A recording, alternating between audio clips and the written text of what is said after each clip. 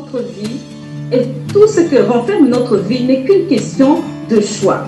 Dès le moment où nous venons au monde, dès le moment où nous naissons, venons à naître sur cette terre, dès le moment où nous commençons à être des êtres vivants sur cette terre, nous faisons des choix. Nous allons commencer à faire des choix. Nous sommes appelés à faire des choix. Non, il y a le choix au niveau de l'éternité, le choix au niveau du conjoint, ça peut être déterminant. Si on fait un mauvais mariage peut conduire à la mort, peut conduire à la destruction de toute une génération. Donc chacun de nous, nous sommes conscients que là où nous sommes aujourd'hui, c'est à cause des choix que nous avons fait hier. Ce n'est pas un hasard quand Dieu choisit. C'est parce qu'il y a un but et Dieu choisit qui il veut pour faire ce qu'il veut. Comment est-ce que j'investis mon temps? À quoi est-ce que j'investis mes finances? Comment est-ce que j'investis dans les relations que j'ai? Relationnelles, tout à fait. Qu'est-ce que je vais laisser derrière moi? Qu'est-ce que je laisse? Après moi, qu'est-ce qu'on dira de moi? Et Christ est descendu pour accomplir pas sa volonté, mais la volonté de celui qui l'avait envoyé. Donc il a accepté de prendre ce corps et de venir sur la terre. Nous tous nous naissons. Personne n'est né avec l'idée d'aller mourir. Mais il y a une personne qui savait pourquoi il venait exactement sur la terre. C'était pour aller terminer à la croix. Et cette personne, c'est Jésus. Ça, c'est un héritage. Les choix que je fais aujourd'hui vont faire vivre non seulement moi, mais vont faire vivre également mes enfants, ma descendance, les générations après moi. Aujourd'hui, on peut voir par exemple des parents qui ont fait ces mauvais choix de choisir leur succès personnel. Ils n'ont pas eu le temps pour leurs enfants, ils n'ont pas eu le temps pour leurs femmes. Et quand ils sont devenus vieux, ils sont seuls parce que les enfants n'ont pas été habitués à avoir une relation avec leurs parents. Donc qu'est-ce qu'ils vont faire dans l'âge adulte? Ils ne vont pas rendre visite aux parents. L'éternité, l'éternité, où vas-tu la passer? L'éternité, l'éternité, où vas-tu la passer?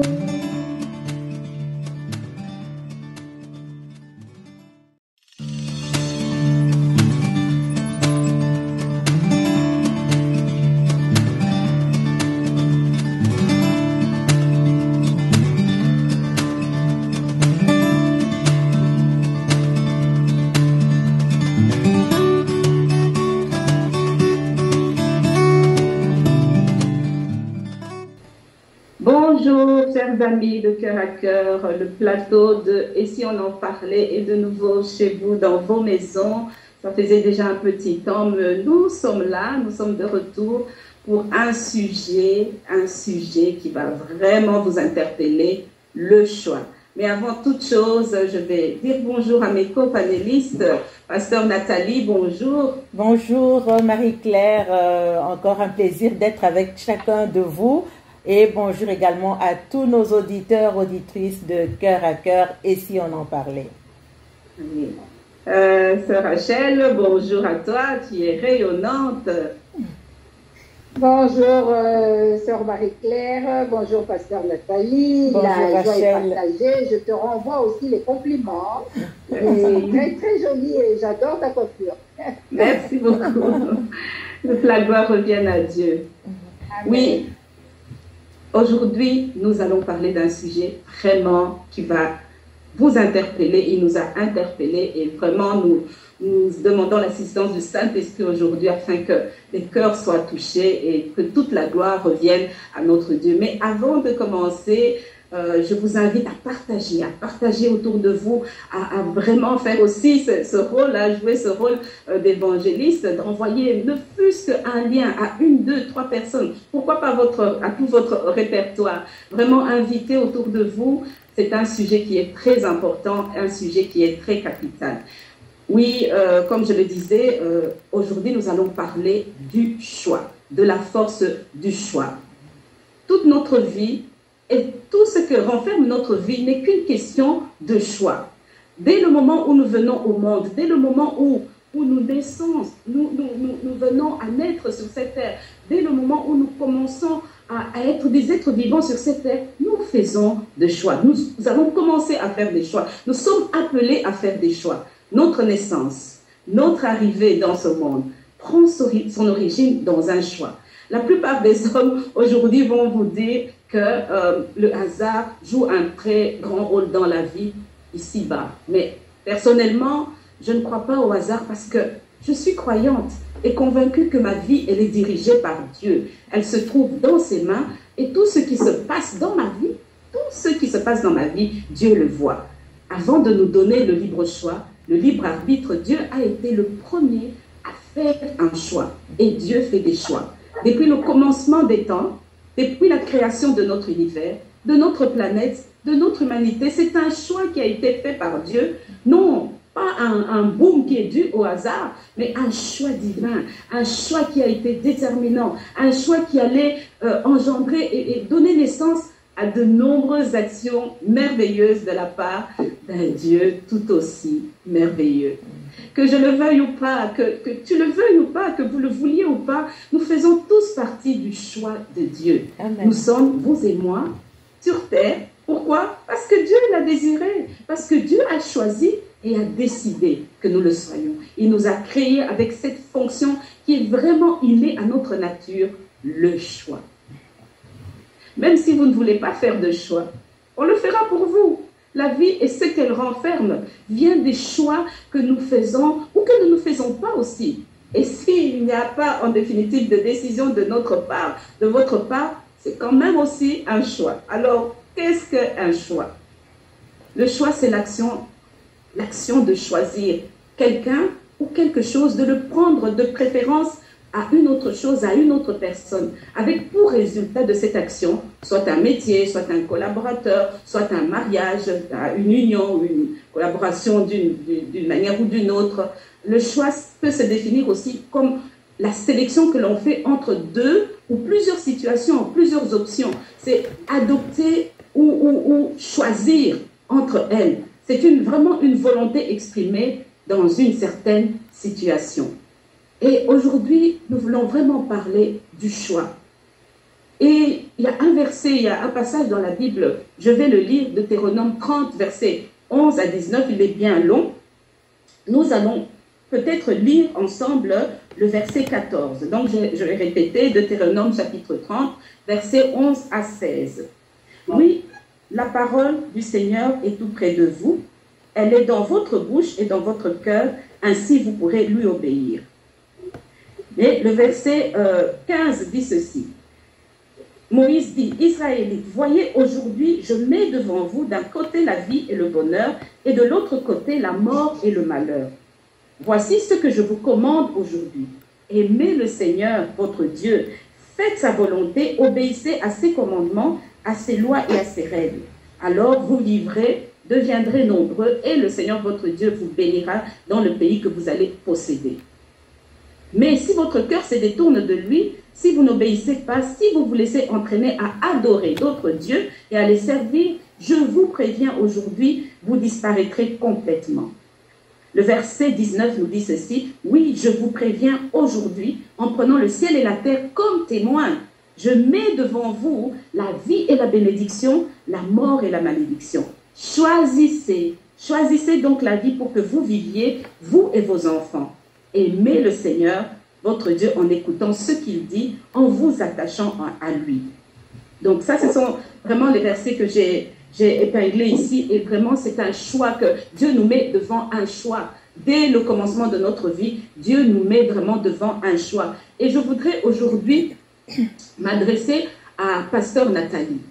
Oui, notre vie dépend de plusieurs décisions qui sont prises sur une longue période de temps. Et Dieu nous a donné le libre arbitre, le libre choix, comme on dit. Et il nous demande de faire des choix. Des choix, mais oui, mais quel choix? Il nous en a même donné la capacité. Et on le voit tout le long de tout ce qui se passe dans la Bible, des histoires dans la Bible. Et là où nous sommes en ce moment, ça dépend des choix que nous avons faits, des circonstances, des événements que nous avons faits sur une longue période de temps. Pasteur Nathalie, peux-tu nous dire d'où nous vient la capacité de faire des choix? Merci Marie-Claire, c'est effectivement un thème vraiment qui concerne la planète entière. Notre vie est faite de choix. Nous sommes là où nous sommes parce que on a dû faire des choix dans les temps passés. Et comme tu disais justement tout à l'heure, notre vie dépend vraiment des décisions que nous avons prises sur une longue période de temps. Alors, si aujourd'hui tu as décidé d'aller à l'école, si aujourd'hui quelqu'un qui nous suit a décidé de se marier, si quelqu'un a décidé de consommer de la drogue, si quelqu'un a décidé de suivre Dieu et de marcher dans sa volonté, tout dans notre vie dépend des choix que nous faisons. Que ce soit nos échecs, que ce soit nos succès, nous dépendons tous des choix que nous avons faits dans les temps passés, donc derrière nous. Alors, l'élément tu l'as mentionné tout à l'heure, l'élément qui nous amène à faire des choix, c'est tout simplement notre volonté. On sait que notre volonté, elle est positionnée au niveau de notre âme. Et dans notre âme, on a tout notre système de pensée, on a nos émotions. Alors, on peut déjà avoir un portrait de ce qui se passe si notre volonté est au niveau de notre âme. Et dans notre âme, il y a les pensées, les émotions. Donc, notre volonté peut vouloir être dirigée par nos pensées ou par nos émotions.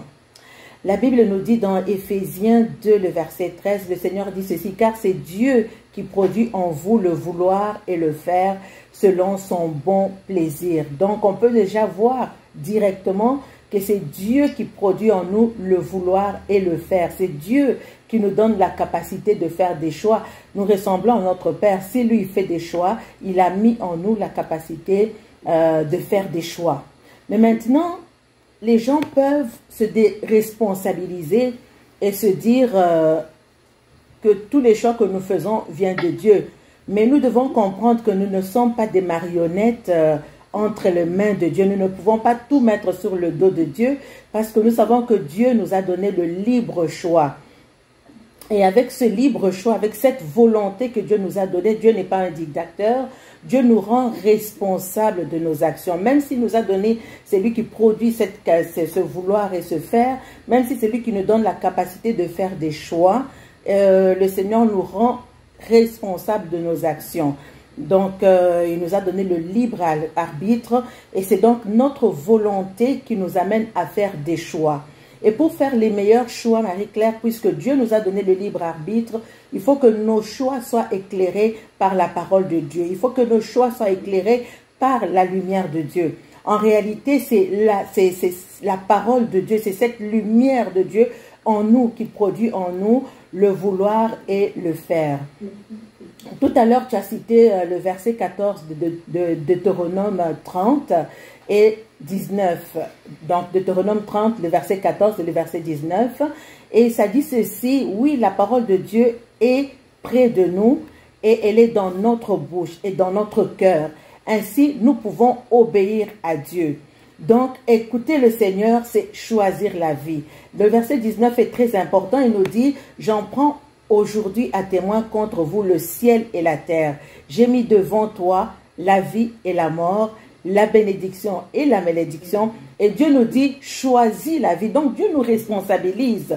Même s'il a mis en nous la capacité de faire des choix, mais il nous dit, choisis la vie afin que tu vives, toi et ta postérité. Mais pour choisir la vie, nous devons donc nous laisser notre volonté. L'élément clé ici, c'est la volonté. Laisser notre volonté être éclairée par la parole de Dieu. Laisser notre volonté être éclairée par le conseil de Dieu. Parce que le verset tout à l'heure 14 nous dit que la parole de Dieu est dans notre bouche, elle est dans notre cœur. Donc si nous avons la parole de Dieu dans notre bouche, si nous avons la parole de Dieu dans notre cœur, notre volonté va être éclairée par la parole de Dieu. Notre volonté va être éclairée par la sagesse de Dieu. Et donc c'est par cette parole et par ce conseil, par cette sagesse de Dieu que nous allons être capables de faire les bons choix. Que ce soit des choix au niveau naturel ou que ce soit des choix au niveau spirituel. Éclairés par Dieu, nous ferons les bons choix.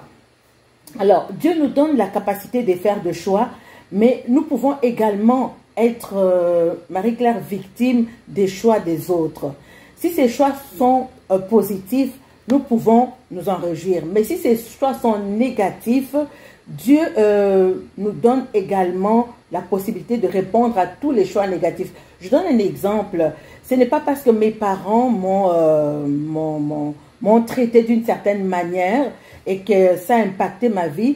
J'ai toujours une possibilité avec Dieu de faire le choix de réagir par rapport à un traitement extérieur que je reçois. Parce que le Seigneur nous dit lui-même dans sa parole qu'il nous donne toujours le moyen de nous en sortir.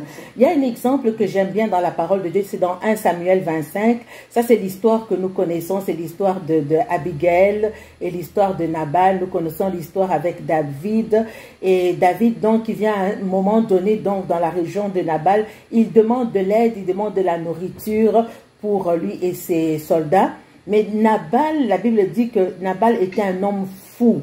Alors, Nabal était un homme insensé, mais il avait auprès de lui une bonne femme.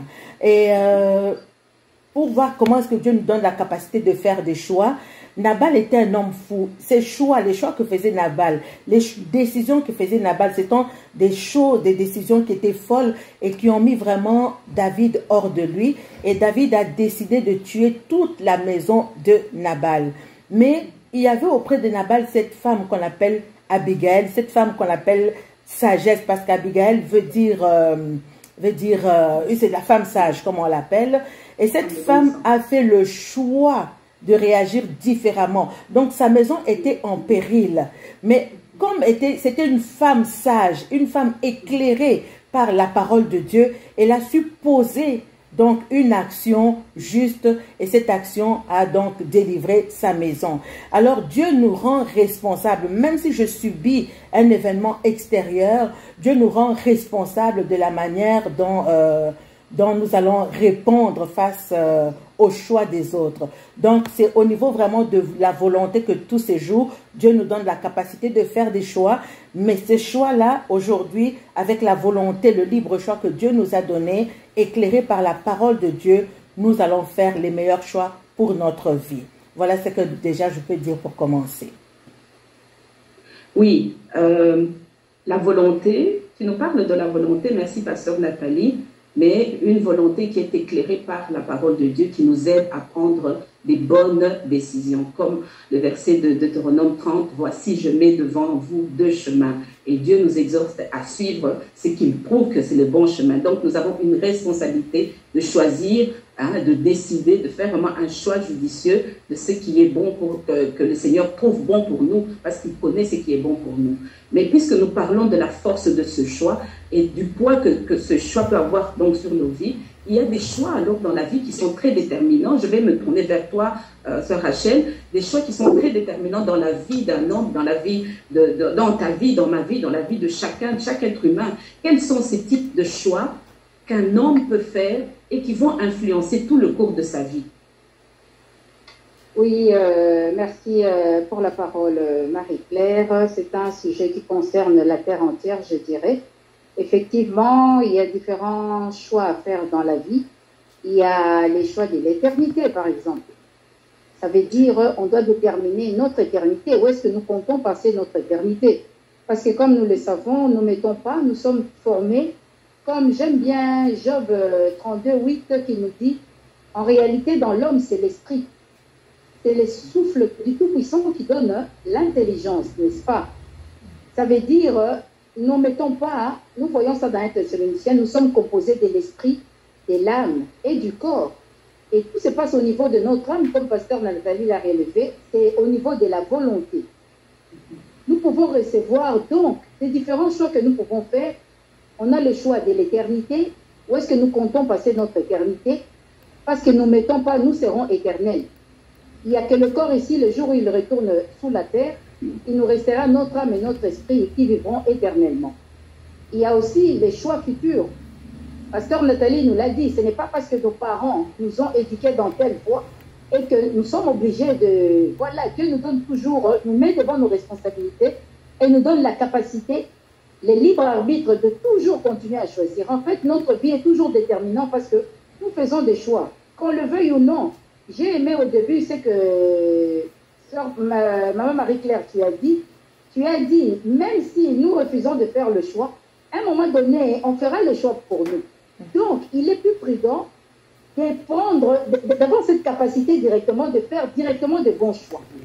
Et tu me poseras la question, mais comment je vais savoir que je fais le bon choix?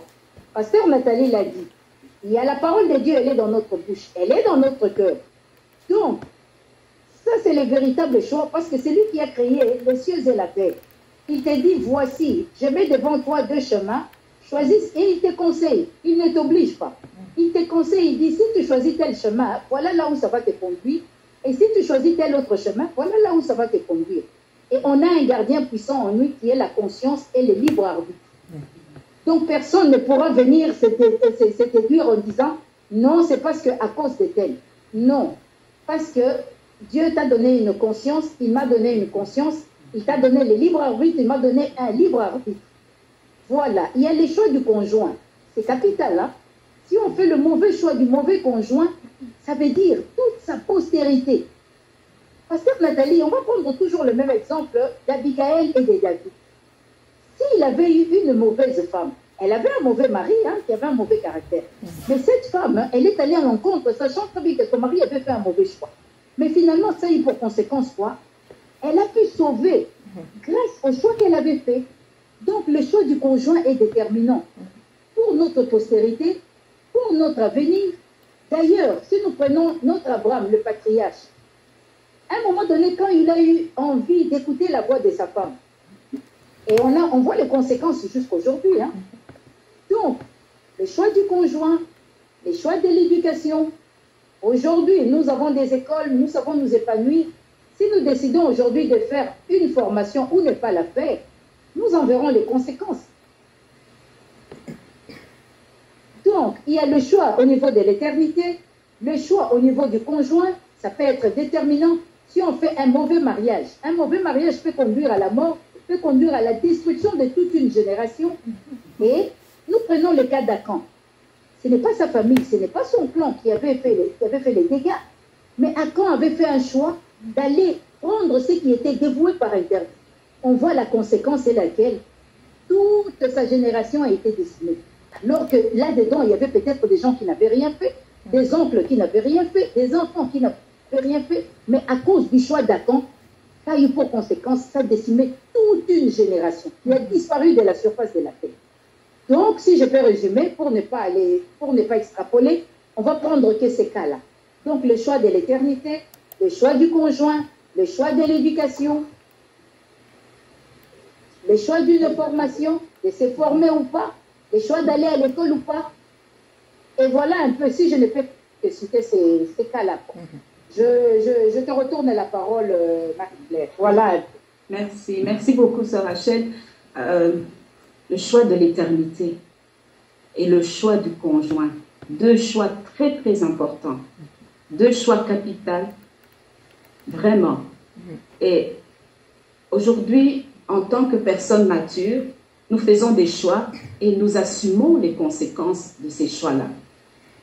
Mais il y a des personnes qui peuvent, en étant adultes, demeurer à l'état d'enfant et qui n'osent pas faire des choix, qui n'osent pas faire des choix, qui laissent faire les choix par les autres, mais qui viennent après se plaindre que on a choisi pour moi, on a fait pour moi, je ne voulais pas ça. On entend, je ne voulais pas, ma volonté. Mais quelle était la décision que toi tu as prise pour laisser choisir ta destinée pour toi? Mais on peut penser qu'il y a des gens qui ont une prédisposition à faire tel ou tel autre choix. Des choix qui sont, des personnes qui sont passives, des personnes qui sont réactives, des personnes qui sont proactives. Donc, est-ce qu'il y a des prédispositions, Pasteur Nathalie, je me tourne vers toi, à faire certains choix, des personnes qui sont prédisposées à faire certains choix à cause de leur caractère, si je peux dire, à cause de leur façon d'être, quoi. Effectivement, tu parles de... Merci beaucoup, Maman Marie-Claire, merci Rachel également. Tout à l'heure, déjà tu disais qu'il y a des gens qui ne veulent pas faire des choix et qui laissent les autres faire des choix à leur place. Mais même refuser de faire un choix, c'est un choix également. Exactement. On refuse de faire le choix, donc on a choisi de ne pas choisir et on est responsable de ça. Alors, exactement. Tu parles de plusieurs personnes ici, des passifs les personnes réactives, les personnes proactives. Ça, c'est quelque chose de très, très important. Et j'espère qu'au travers de ce que nous allons dire aujourd'hui, il y a des gens qui vont se reconnaître et il y a des gens qui vont changer de fusil pour vraiment demander l'aide du Saint-Esprit pour être dans le meilleur, dans la meilleure personnalité, si je puis dire. Donc, effectivement, on a plusieurs types de personnes par rapport à cette dimension de choix. On a les personnes qu'on appelle les personnes qui sont passives. Alors, les personnes passives, ce sont des personnes qui ont tendance, comme tu disais tout à l'heure, à l'inaction. C'est donc des personnes qui ne font rien. Ce sont des personnes qui subissent les événements au lieu de réagir. Un événement arrive, au lieu de réagir face à l'événement, cette personne reste tout simplement inactive. Cette personne décide de ne rien faire. Et comme je disais tout à l'heure, de ne rien faire, c'est un choix également. Alors, ce sont des personnes qui décident de ne pas... ne rien faire, c'est un choix. Décider de ne pas communiquer, c'est un choix. Décider de ne pas bouger, c'est un choix. Décider de ne pas parler, c'est également un choix. On peut voir dans le couple, un couple qui est là, et puis quelqu'un dit, moi je refuse de parler. C'est un choix. Si tu refuses de parler, tu vas assumer les conséquences de ce choix-là. Alors, ce sont des personnes qui veulent que quelqu'un les prenne en charge. Quelqu'un qui est passif, il ne fait rien, mais il veut qu'on le prenne en charge. Et quand on voit une telle personne, on comprend que cette personne, même s'il a 50 ans, 60 ans, c'est une personne qui est encore un enfant. Donc, quelqu'un qui est passif est dans l'état d'enfant. Un enfant, on le prend en charge. On décide pour lui. On fait tout pour lui. D'ailleurs, la Bible nous dit dans le livre de Galates, il nous dit ceci, que tant qu'un enfant n'est pas devenu mature, il ne peut pas hériter. Donc, quelqu'un qui est passif, c'est un enfant. Alors, c'est quelqu'un qui a, on parlait de volonté tout à l'heure, un passif, c'est quelqu'un qui a une volonté qui est très très faible. C'est une personne qui est immature. C'est une personne qui ne sait pas prendre. Elle ne sait pas prendre. C'est pas qu'elle ne veut même pas, mais elle ne sait même pas prendre des décisions. Et cette personne, si tu lui demandes de faire un choix, cette personne va te dire, je ne sais pas. Je ne sais pas quoi dire. Je ne sais pas quoi faire. Est-ce que vous avez déjà entendu ça? Je ne sais pas. Est-ce que tu peux le faire à ma place? Est-ce que tu peux parler pour moi? Est-ce que tu peux intervenir pour moi? Donc, ce sont des personnes vraiment qui ne savent pas décider. Alors, on a des personnes qui sont des personnes réactives. Alors, les personnes réactives, ce sont des personnes qui ont tendance à réagir face aux événements. Donc, je disais tout à l'heure qu'un passif, c'est quelqu'un qui est tout simplement, un événement arrive, il ne sait pas quoi faire. Alors que les personnes qui sont réactives, c'est les personnes qui agissent quand l'événement arrive. Donc, ils réagissent quand l'événement arrive. Bon, on pourrait dire réactif, ce serait une bonne chose. Ce n'est pas toujours une bonne chose. En général, ce n'est pas une bonne chose. Pourquoi? Parce que c'est une personne qui réagit face à un événement qui survient. Et en fait, avant que cet événement ne survienne, c'était quelqu'un qui ne faisait jamais rien. Et c'est quand l'événement arrive et cette personne réagit sous l'impulsion d'un événement. Et quand on réagit sous l'impulsion d'un événement, ça peut être très très confus, on peut mal réagir, on peut prendre des mauvaises décisions.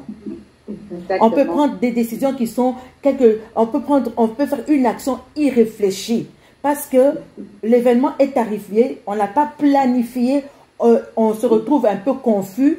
Bon, par la grâce de Dieu, on peut arriver à prendre une décision qui pourrait être bonne, mais en général, c'est une décision qui va être prise vraiment dans une confusion totale. On réagit juste par rapport à cet événement-là. Donc, ça peut être négatif, tout comme ça peut être positif. Et très souvent, quand on vient demander à cette personne, mais pourquoi tu as réagi de cette façon?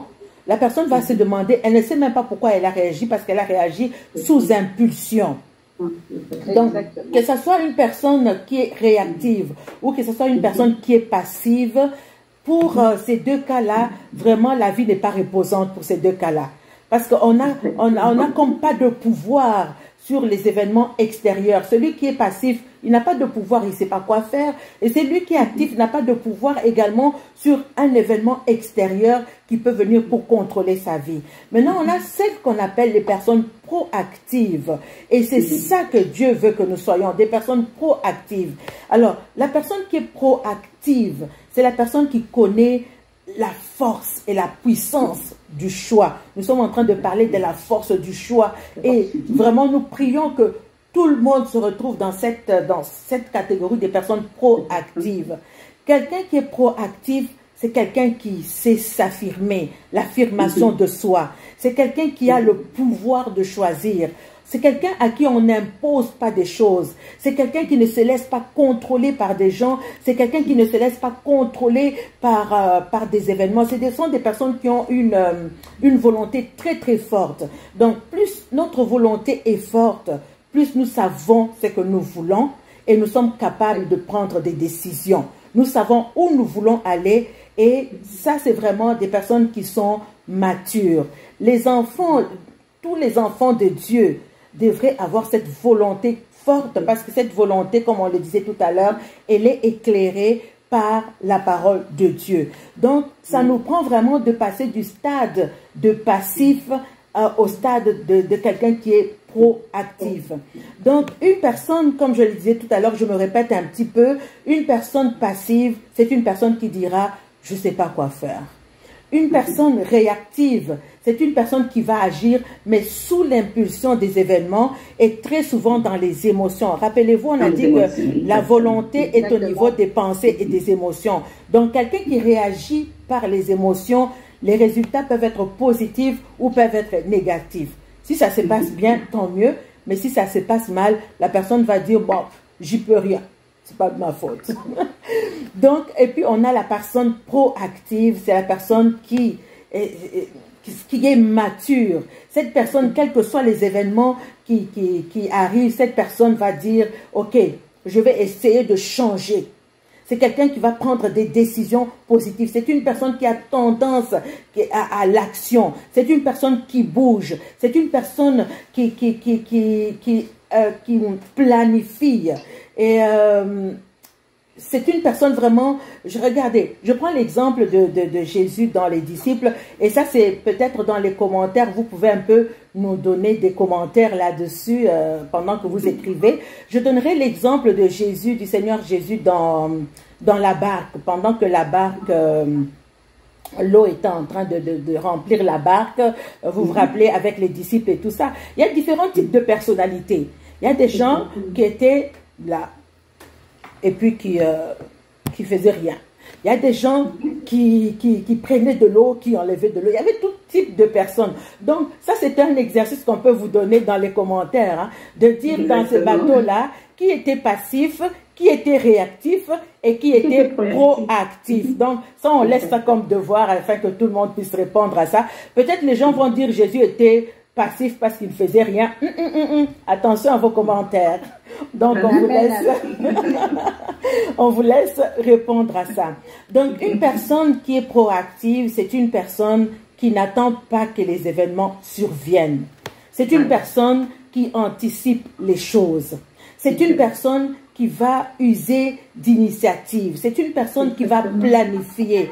C'est une personne qui va y penser un peu à l'avance. Et le meilleur exemple que j'ai trouvé, c'était l'exemple de la femme vertueuse. La Bible dit, elle pense à un champ et elle l'acquiert. Donc, elle n'attend pas que la disette arrive dans sa maison là. C'est une femme qui a déjà planifié à l'avance. C'est une femme proactive. Elle n'attend pas que l'hiver arrive pour coudre des manteaux pour sa famille. Elle planifie tout dans sa maison. La Bible nous dit qu'elle se rit même de l'avenir. Exactement. Ça, c'est incroyable. C'était une femme proactive. Alors, nous sommes conscients que dans la vie, il y a beaucoup d'événements qui peuvent arriver. La vie, il y a beaucoup de stress. Le stress peut surgir n'importe quand, à tout moment. Et ça nous appartient également de faire le choix, de prendre le choix de nous arrêter pour réfléchir, pour voir clair, savoir où on s'en va. Et puis, on peut replanifier on peut tout replanifier encore. Exactement. Alors, la personne qui est passive et la personne qui est réactive, elle dit, je ne peux rien y changer si je suis comme ça. Et on va entendre ça beaucoup. Bon, je suis comme ça, mes parents étaient aussi comme ça, mes grands-parents étaient aussi comme ça, chez nous, nous sommes comme ça. Donc, ce sont des personnes qui ne font rien pour changer les choses. Mais même si tes parents étaient pauvres, aujourd'hui, tu peux tout faire pour ne pas être comme tes parents. Même si tes parents étaient, je ne sais pas, même si dans ta famille, il y avait tel lien, je ne sais pas qu'est-ce qui se passe dans ta famille, toi, tu peux être différent. Tu ne dois pas rester passif par rapport à ton environnement. Et très souvent, en réaction, quand on dit au passif de faire quelque chose, il va dire des autres, par exemple, il va dire, oh, un passif là, si on vient le déranger dans sa zone de confort, il est confortable dans son état d'inactivité. Si on vient le pousser un peu, le déranger là dans son état, il va s'énerver. Il va dire, vous m'énervez, laissez-moi tranquille. Il n'organise pas, il ne planifie pas, il ne contrôle pas, il ne pense pas, il n'anticipe pas. Et lui, il ne fait que subir. Alors cette personne, en fait, elle n'a pas de vision. Elle n'a pas de grande perspective devant elle. Alors cette personne ne peut même pas faire de choix. Et comme on disait tout à l'heure, ne pas faire de choix, c'est un choix également. C'est un choix. Alors que la personne proactive va dire, ok, voilà, il arrive un tel événement, je vais regarder quelles sont les possibilités qui s'offrent à moi. Je vais tenter de voir, de développer, de créer une idée. Il y a des gens qui ont des dons et des talents qui sont passifs. Exactement. Mais un proactif va dire, voilà, qu'est-ce que Dieu m'a donné? Je vais essayer de développer tel talent. Je vais prendre tel don que Dieu m'a donné. Je vais essayer de développer telle aptitude. Je vais essayer de créer quelque chose. Je vais changer quelque chose. Exactement. Exactement. Et là, une personne qui est passive, c'est une personne qui donne beaucoup de pouvoir aux autres. Alors qu'une personne qui est proactive, elle a le pouvoir du choix. Elle a la force du choix. Elle a la force de ses décisions. Donc, nous devons arriver à ce point où nous devons refuser de subir les événements, mais nous assumons nos choix. Et nous devons vraiment assumer nos choix. Essayez constamment, comme la personne proactive, essayez constamment. Si ça ne marche pas, je vais réessayer. Ça ne marche pas, je vais recommencer. Je vais planifier, je vais progresser. Donc, refusez de rester dans cette étape de statu quo. Je veux avancer. Donc, il faut refuser vraiment cet état d'enfantillage, d'immaturité et avec vraiment l'aide de Dieu de commencer d'être cette personne progressive, cette personne qui croit, qui mature, qui grandit et qui fait bouger et changer les choses. En tout cas, c'est ce genre de personne que nous devons être et que nous voulons pousser chaque personne qui nous regarde aujourd'hui à vraiment demander au Saint-Esprit de réveiller sa conscience, parce que nous avons l'élément de la conscience pour nous aider vraiment à sortir de la médiocrité et vraiment à marcher dans cette maturité spirituelle qui va nous amener à développer.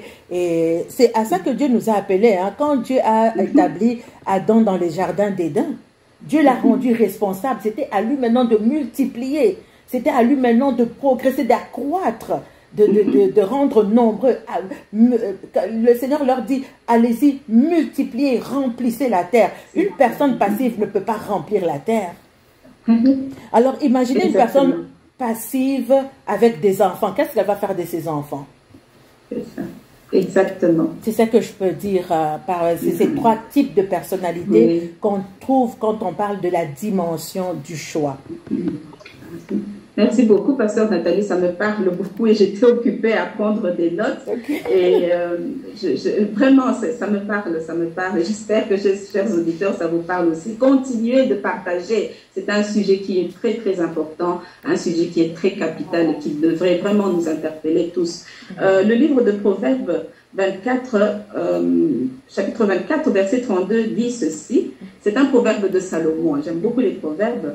Ils ont beaucoup d'enseignements. J'ai regardé attentivement et j'ai tiré instruction de ce que j'ai vu. Un peu de sommeil, un peu d'assoupissement, un peu croiser les mots pour, un peu croiser les mains pour dormir, et la pauvreté te surprendra comme un rôdeur et la disette comme un homme en armes. Donc, comme tu viens de nous le dire, nous avons besoin d'être des personnes proactives, qui n'attendent pas que les événements nous tombent dessus, qui ne réagissent pas dans les émotions, qui ne subissent pas les événements. Et c'est très, très important parce que le livre encore de Proverbes dit ceci: l'homme prudent voit le mal, il voit le mal de loin et se cache. Mais les simples font quoi? Ils avancent et sont punis. Et ils sont surpris. Donc, il nous faut refuser de rester dans un état de résignation. Ce confort-là, un état de résignation, d'accepter la fatalité, comme quoi, dans ma famille, comme c'est que tu viens de dire, et je pense qu'il y a une importance de faire des choix judicieux pour ne pas s'en plaindre plus tard. Et que chaque choix que nous faisons a vraiment des grandes retombées sur le cours de nos vies. Sœur Rachel, est-ce que tu peux nous dire quelle est cette importance vraiment de faire des choix judicieux, des choix qui sont constructifs? Mais à côté de ça aussi, il y a des choix qui sont destructifs, des choix qui sont nocifs pour notre avenir. Qu'est-ce que tu peux nous dire de cette importance de faire des choix qui sont judicieux? Effectivement, sœur Marie-Claire, c'est capital. Comme nous avons dit, il y a toujours deux choix. Soit on fait le mauvais choix, soit on fait le bon choix. Nous, il est capital dès le départ. On va prendre un exemple d'abord du mauvais choix. Parce qu'à contrario, on va voir l'importance de faire le bon choix, justement, dès le départ. Et j'aime bien cette femme de Proverbe 31. On dit, elle se rit même de l'avenir. Pourquoi? Parce qu'elle pense à quelque chose et directement, elle pense à un champ, elle attire. Même si, peut-être qu'elle n'avait pas encore l'argent pour la construction, mais le fait qu'elle ait pensé à un terrain, elle a acquis le terrain. Le jour où elle aura peut-être l'argent, elle va commencer la construction. Donnons cet exemple-là. Et le jour où elle n'a peut-être pas l'argent, qu'est-ce qu'elle peut faire? Elle a déjà acquis un champ, elle peut le revendre, ça va lui donner une plus-value, et alors, elle a toujours, je vais dire, c'est comme ça qu'elle peut se rire de l'avenir, si on peut dire. Alors, on va prendre un mauvais choix, c'est le choix des Caïns. Écoutez bien d'emblée, j'aime bien ces choix. C'était les premiers maîtres sur la terre. Et c'est là, c'est l'intervention de Dieu lui-même. Nous allons reprendre, j'aime bien, je vais le dire, au nom de Jésus, bien sûr. Nous prenons au Genèse chapitre 4. Et l'Éternel dit à Caïn, pourquoi es-tu irrité? Et pourquoi ton visage est-il abattu? Certainement, si tu agis bien, tu relèveras ton visage. Et si tu agis mal, le péché se couche à ta porte. Mais qu'est-ce qu'elle désire? Se porte vers toi. Et qu'est-ce que le Seigneur lui dit? Mais toi, tu omnis. Mais imaginons-nous, c'est Dieu qui est intervenu. Il a dit, quand tu as vu, il a dit, Caïn, tu t'apprêtes à faire un mauvais choix. Fais attention. Mais qu'est-ce que dans cette condition Caïn pouvait faire? Il fallait juste changer et aller faire ce que Dieu lui demandait, lui suggérer de faire. De relever la tête, de ne pas être jaloux de son frère, mais au lieu d'écouter, il a fait l'autre choix. Malgré que Dieu était intervenu, et la conséquence c'était quoi? Il a fini par tuer son frère. Et qu'est-ce qui s'est passé jusqu'aujourd'hui? La Bible dit, le sang de Jésus crie plus que le sang d'Abel. Ça veut dire le sang d'Abel jusqu'aujourd'hui réclame réparation. Et nous voyons jusqu'où là on peut aller le mauvais choix justement. Et nous allons faire le bon choix. Nous allons prendre le bon choix. J'ai aimé ce que Pasteur Nathalie a dit. Ils étaient tous dans le bateau. Et pourquoi on doit être quelqu'un de proactif justement? Ils étaient tous dans les bateaux. Et on peut rire de Pierre aujourd'hui, on va dire il était impulsif, tout ce qu'il veut faire. Mais il avait quand même eu ce choix-là d'aller réveiller le maître de temps et des circonstances. Il lui a dit, mais Jésus, tu dors. Nous aussi, on est en train tous de sombrer. Toi aussi, tu vas sombrer si tu continues à dormir. Regardez la réaction de Jésus. Quand Jésus s'est réveillé, il n'a pas réprimandé Pierre tout de suite. Il a calmé le vent et les tempêtes. Et grâce à quoi on peut dire, à l'intervention de Pierre. Donc, Pierre, à un moment donné, il a eu ce choix-là d'aller. Ils étaient quand même nombreux dans le bateau, mais qui d'autre, on va me dire, qui d'autre a pris l'initiative d'aller réveiller Jésus? Si ce n'est que c'est Pierre-là qui était impulsif. Donc, ça a eu pour conséquence, ça a sauvé tous ceux qui étaient sur le bateau. Quand bien même on dira, comme pasteur Nathalie nous a posé la question nous est posée, est-ce que Jésus était proactif ou il dormait ou il était inactif? La question reste ouverte. Voilà un peu si je peux prendre. Le deuxième exemple que je vais prendre, c'était l'exemple de Christ. Prenons l'exemple par excellence. Il était là-bas en haut et à un moment donné, Dieu n'en pouvait plus. Parce qu'on nous dit, Dieu a parlé par plusieurs manières, par le prophète. Il était fatigué. Il a dit, cette fois, je vais parler par le Fils. Et qu'est-ce qu'il nous dit dans Hébreu? Avant d'entrer dans le monde, il a dit à son Père, tu n'as agréé, Père, ni sacrifice, ni holocauste, mais tu m'as formé ce corps pour aller faire quoi? Faire ta volonté. Et la volonté de Dieu, c'était quoi? Nous le voyons dans Éphésiens, on nous le dit, Dieu a toujours voulu réunir ce qui était dans le ciel et sur la terre, sur la tête d'une seule personne qui est Christ. Amen. Amen. Et Christ est descendu pour accomplir pas sa volonté, mais la volonté de celui qui l'avait envoyé. Donc il a accepté de prendre ce corps et de venir sur la terre. Nous tous nous naissons, personne n'est né avec l'idée d'aller mourir. Mais il y a une personne qui savait pourquoi il venait exactement sur la terre. C'était pour aller terminer à la croix. Et cette personne, c'est Jésus. Donc il a accepté cette volonté. Pourquoi? Parce qu'il savait que derrière cette volonté, ce n'était pas sa volonté.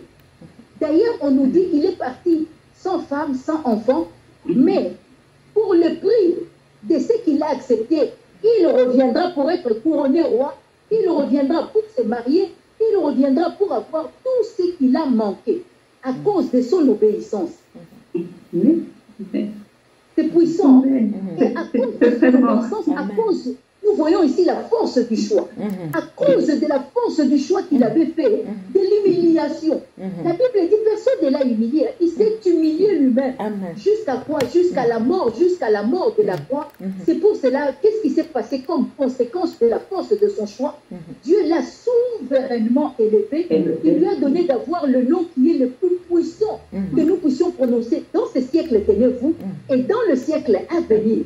Afin que par respect pour le nom de Jésus, à cause du choix qu'il avait fait, tout genou fléchit là-bas dans le ciel, sous la terre, Amen. Et toute langue confesse qu'il est Seigneur. Ah mon Dieu. Voyons. Et c'est pour cela que le pasteur m'a disait, on ne doit pas être des gens inactifs, des gens qui subissent. Voilà Christ qui était proactif, il a pris le devant, il a dit je vais descendre. Puisqu'on nous dit qu'il n'y avait personne, il y avait le silence dans le ciel, parce que ni les anges, ni les 4 êtres vivants, ni les 24 vieillards, personne ne pouvait prendre les risques, s'il vous plaît. C'était un risque qu'il avait pris. Et dans le cas, Christ avait échoué. Imaginons-nous une seule minute, si Christ avait échoué, il allait remettre tout le plan de Dieu. Donc, nous tous ici, on ne serait pas suivis. Non, même exactement. Parce qu'il a été proactif, il a pris les devants comme pasteur Nathalie, il a dit, je ne veux pas subir. Parce que tout le monde s'arrêtait à la mort. Les Abraham, tout le monde s'est arrêté à la mort. Mais celui-là, il a dit, moi, je ne veux pas m'arrêter à la mort. Il est descendu dans le séjour. Amen. Il a récupéré la clé du séjour de mort. La Bible dit, nous avons été ensevelis à cause du choix qu'il avait fait. Nous avons été ensevelis avec lui. Et grâce à lui, on a pris ta vieille nature, ma vieille nature. Il a été crucifié, ça à la croix. Et la Bible dit, pour ceux qui sont en Christ, il n'y a plus quoi? Il n'y a plus de condamnation. Grâce au choix que Christ avait fait. Dieu merci Christ. Voilà pourquoi nous adorons Jésus. Voilà pourquoi nous l'adorons. Et qu'est-ce que Dieu a fait? Il a pris nos péchés. Puisque dans l'éternité, les choses ne disparaissent pas, s'il vous plaît. Dans l'éternité, d'ailleurs, on appelle ça l'éternité parce que les choses restent éternelles. Tout ce qui est charnel, il se meurt. Mais tout ce qui est spirituel ne se meurt pas. Donc, Dieu, qu'est-ce qu'il devait faire? Le péché restait. Il fallait faire quelque chose. La Bible nous dit les choses anciennes ne sont que l'ombre. L'Ancien Testament n'est que l'ombre des choses à venir. Et qu'est-ce que Dieu avait fait? Il a pris le péché de l'humanité. Il a pour la tête de Jésus. C'est là aujourd'hui on nous appelle les innocents. Ce n'est pas parce que tes péchés ont disparu, mais tes péchés ont été transférés sur la tête de Jésus. Et grâce à cela, au prix de l'humiliation, et c'est normal, il a reçu aujourd'hui les noms, et c'est pour cela que Christ domine sur le territoire, Christ domine sur les nations, il domine là-bas dans le ciel, il domine sous la terre.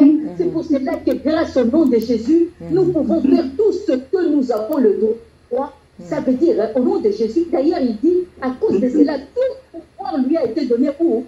Dans les cieux et sur la terre. Et il a dit, Marie-Claire, Pasteur Nathalie, Rachel, ne crains plus, crois en moi et tu auras quoi? La vie éternelle. Voilà, je vais m'arrêter ici pour la force de choix, comme tu as posé la question. Merci beaucoup. De force de choix judicieux ou de choix, des choix moins judicieux, on va dire comme ça. Voilà un peu, je te retourne la parole, ma sœur. Merci beaucoup, merci beaucoup. Vraiment, Christ est la volonté de Dieu. Amen. Christ est le choix parfait. Il est le choix parfait de Dieu. Et cela est décrit vraiment dans 1 Pierre. Et pourquoi est-ce que Dieu a fait cela? Il a fait ce choix. Dieu aussi fait des choix. Il nous demande à nous des hommes de faire des choix. Dieu aussi fait des choix. Et le choix de Dieu, le choix parfait, le choix excellent, le choix au-dessus de tous les choix, c'est le choix que Dieu a fait de choisir Christ. Et comme Sœur Rachel a dit, voici, tu m'as fait un corps. Tu m'as fait un corps. Nous pouvons nous demander, mais pourquoi il a fallu que Dieu fasse ce choix? Parce que ce choix divin ne pouvait pas se porter sur un ange. Non. Quand l'Éternel a constaté que le mal avait tellement abondé, il fallait que la grâce puisse venir surabonder. Et il ne pouvait que choisir le divin. Exactement. Il ne pouvait que choisir le divin. Il ne pouvait pas porter ce choix sur un ange pour le fondement de sa maison. C'est seul son fils bien-aimé pouvait accomplir ce propos, cette question de l'éternité. Et Christ seul devait devenir par son œuvre, en vertu de son humanité, en vertu du fait qu'il a revêtu encore le fondement de l'édifice de laquelle nous sommes nés. Nous les croyants, pour que nous puissions devenir nous aussi des pierres vivantes. Donc Dieu a choisi Christ, mais Dieu choisit aussi des instruments. Tout le long de la lecture de la Bible, nous le voyons, que Dieu a choisi des instruments pour pouvoir déployer sa grâce, pour pouvoir accomplir une œuvre qui te confie à toi, l'œuvre qu'il a confiée à Abraham, l'œuvre qu'il a confiée à Joseph. Il choisit des instruments, il choisit des hommes et des femmes pour en fait que ces hommes et ces femmes puissent bénéficier, les faire bénéficier de la réserve de bénédiction, la réserve de joie, de compassion, de prospérité qu'il a en réserve, parce que Dieu a en réserve de tout ça. Regardez quand il a choisi Abraham, c'était pour être le père de la semence de la foi. Ce n'est pas un hasard quand Dieu choisit, c'est parce qu'il y a un but et Dieu choisit qui il veut pour faire ce qu'il veut. Regardez deux jumeaux. Il dit, j'ai aimé Jacob, j'ai haï Ésaü. Exactement. Il a des critères. Il a des critères dans les choix qu'il fait. Et ce sont des critères qui sont divins. Tel peuple, il choisit tel peuple par rapport à un autre peuple. Il en fait son peuple, il en fait son appartenance propre, qui lui appartiennent en propre. Et c'est vraiment des choix il nous montre en fait l'exemple, comme Pasteur Nathalie a dit, de faire des choix judicieux, comme Rachel, tu dis, de faire des choix judicieux, d'être proactif. Nous voyons le cas, par exemple, de Joseph, devant cette situation. Nous avons dans ce temps la séduction qui est tant spirituelle et qui est tant mondaine, la séduction charnelle, elle est à tous les coins de rue. Et aujourd'hui, la parole de Dieu nous dit aussi, ne vous conformez pas au siècle présent. Joseph était là, la femme de Potiphar l'a séduite, il pouvait aussi succomber. Et ça allait rester quelque chose un secret. Le cas mais il a fait le choix de ne pas succomber. David, lui, il a succombé. Exactement. Donc, nous sommes constamment le produit de nos choix. Et vraiment, ma pasteur Nathalie, je voulais vraiment me tourner vers toi. Je peux peut-être entamer dans la question qui t'était réservée. Quel est l'impact de nos choix sur le déroulement de nos vies? Parce qu'impact il y a. Et c'est pour ça que nous disons, chers téléspectateurs, chers auditeurs, que c'est un sujet un thème qui est très important. Continuez de partager, appelez, même si nous sommes à mi-émission, donnez vos commentaires, donnez des exemples. Vous avez même des exemples dans vos vies. Donnez des exemples, des choix judicieux et qui ont impacté les vies de manière des choix qui ont impacté les vies de manière soit positive ou négative, nocive ou bien de bonne manière. Pasteur Nathalie, je te donne la parole. Waouh!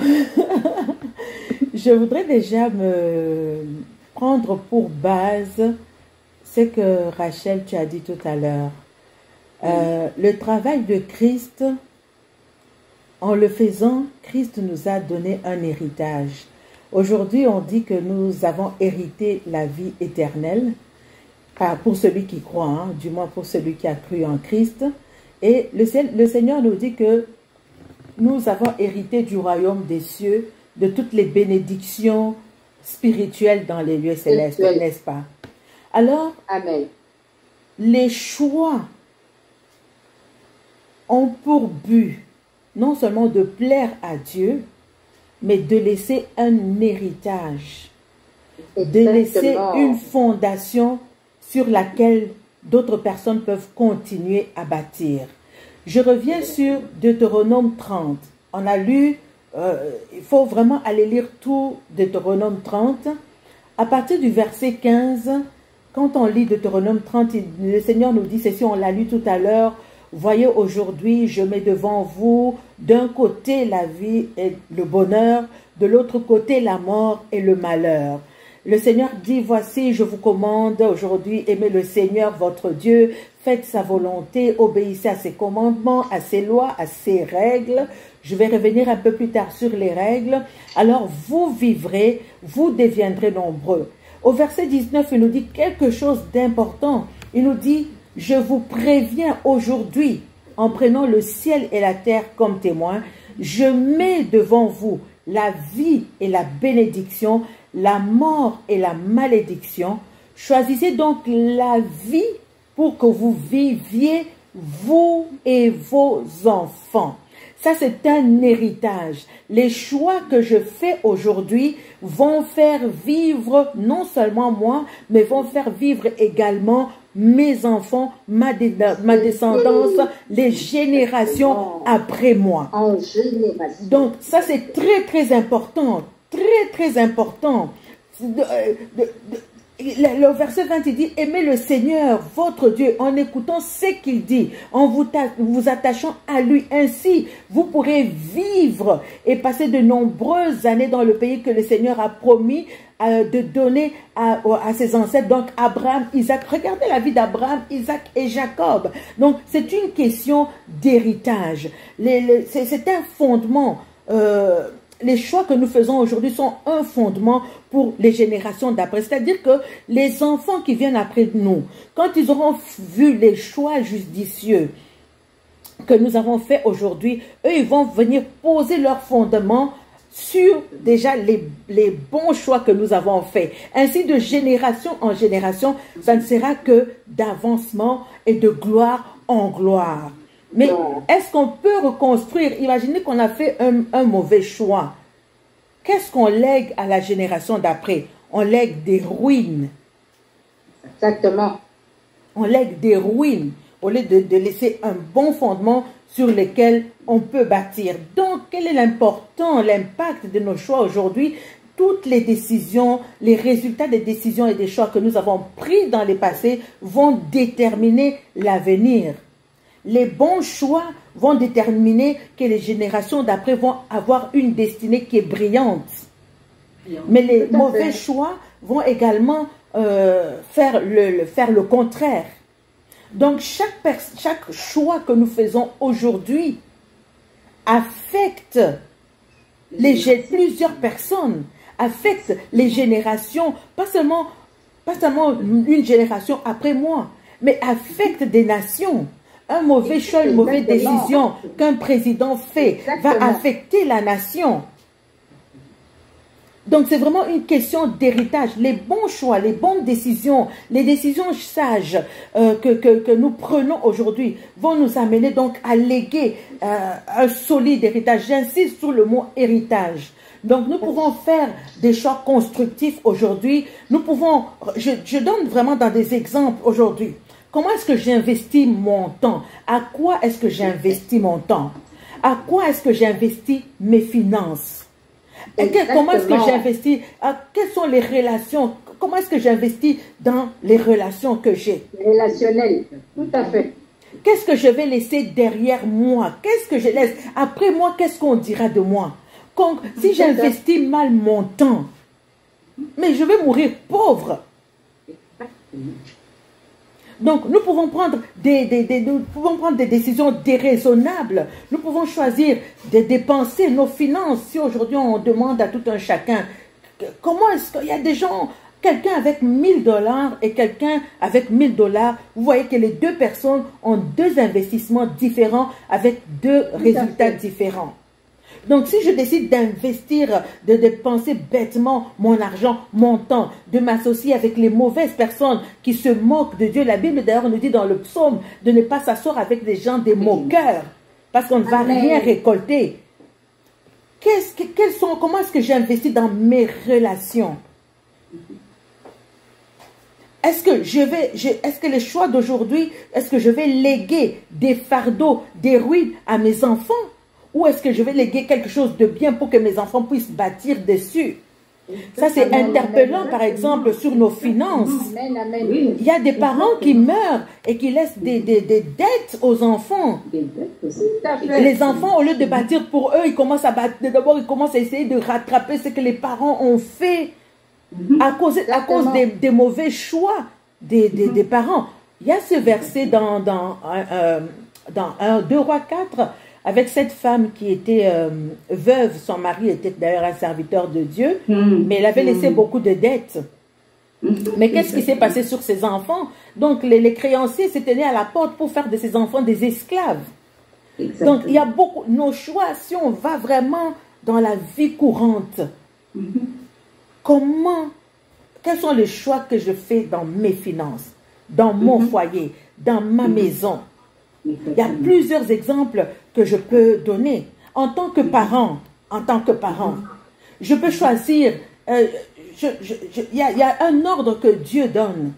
On sait que l'ordre, c'est Dieu d'abord, c'est moi, la personne, ensuite c'est ma famille, mes enfants, ensuite c'est le travail et le ministère. Mais si je choisis de placer le travail avant mes enfants ou ma famille, c'est un mauvais choix que je fais.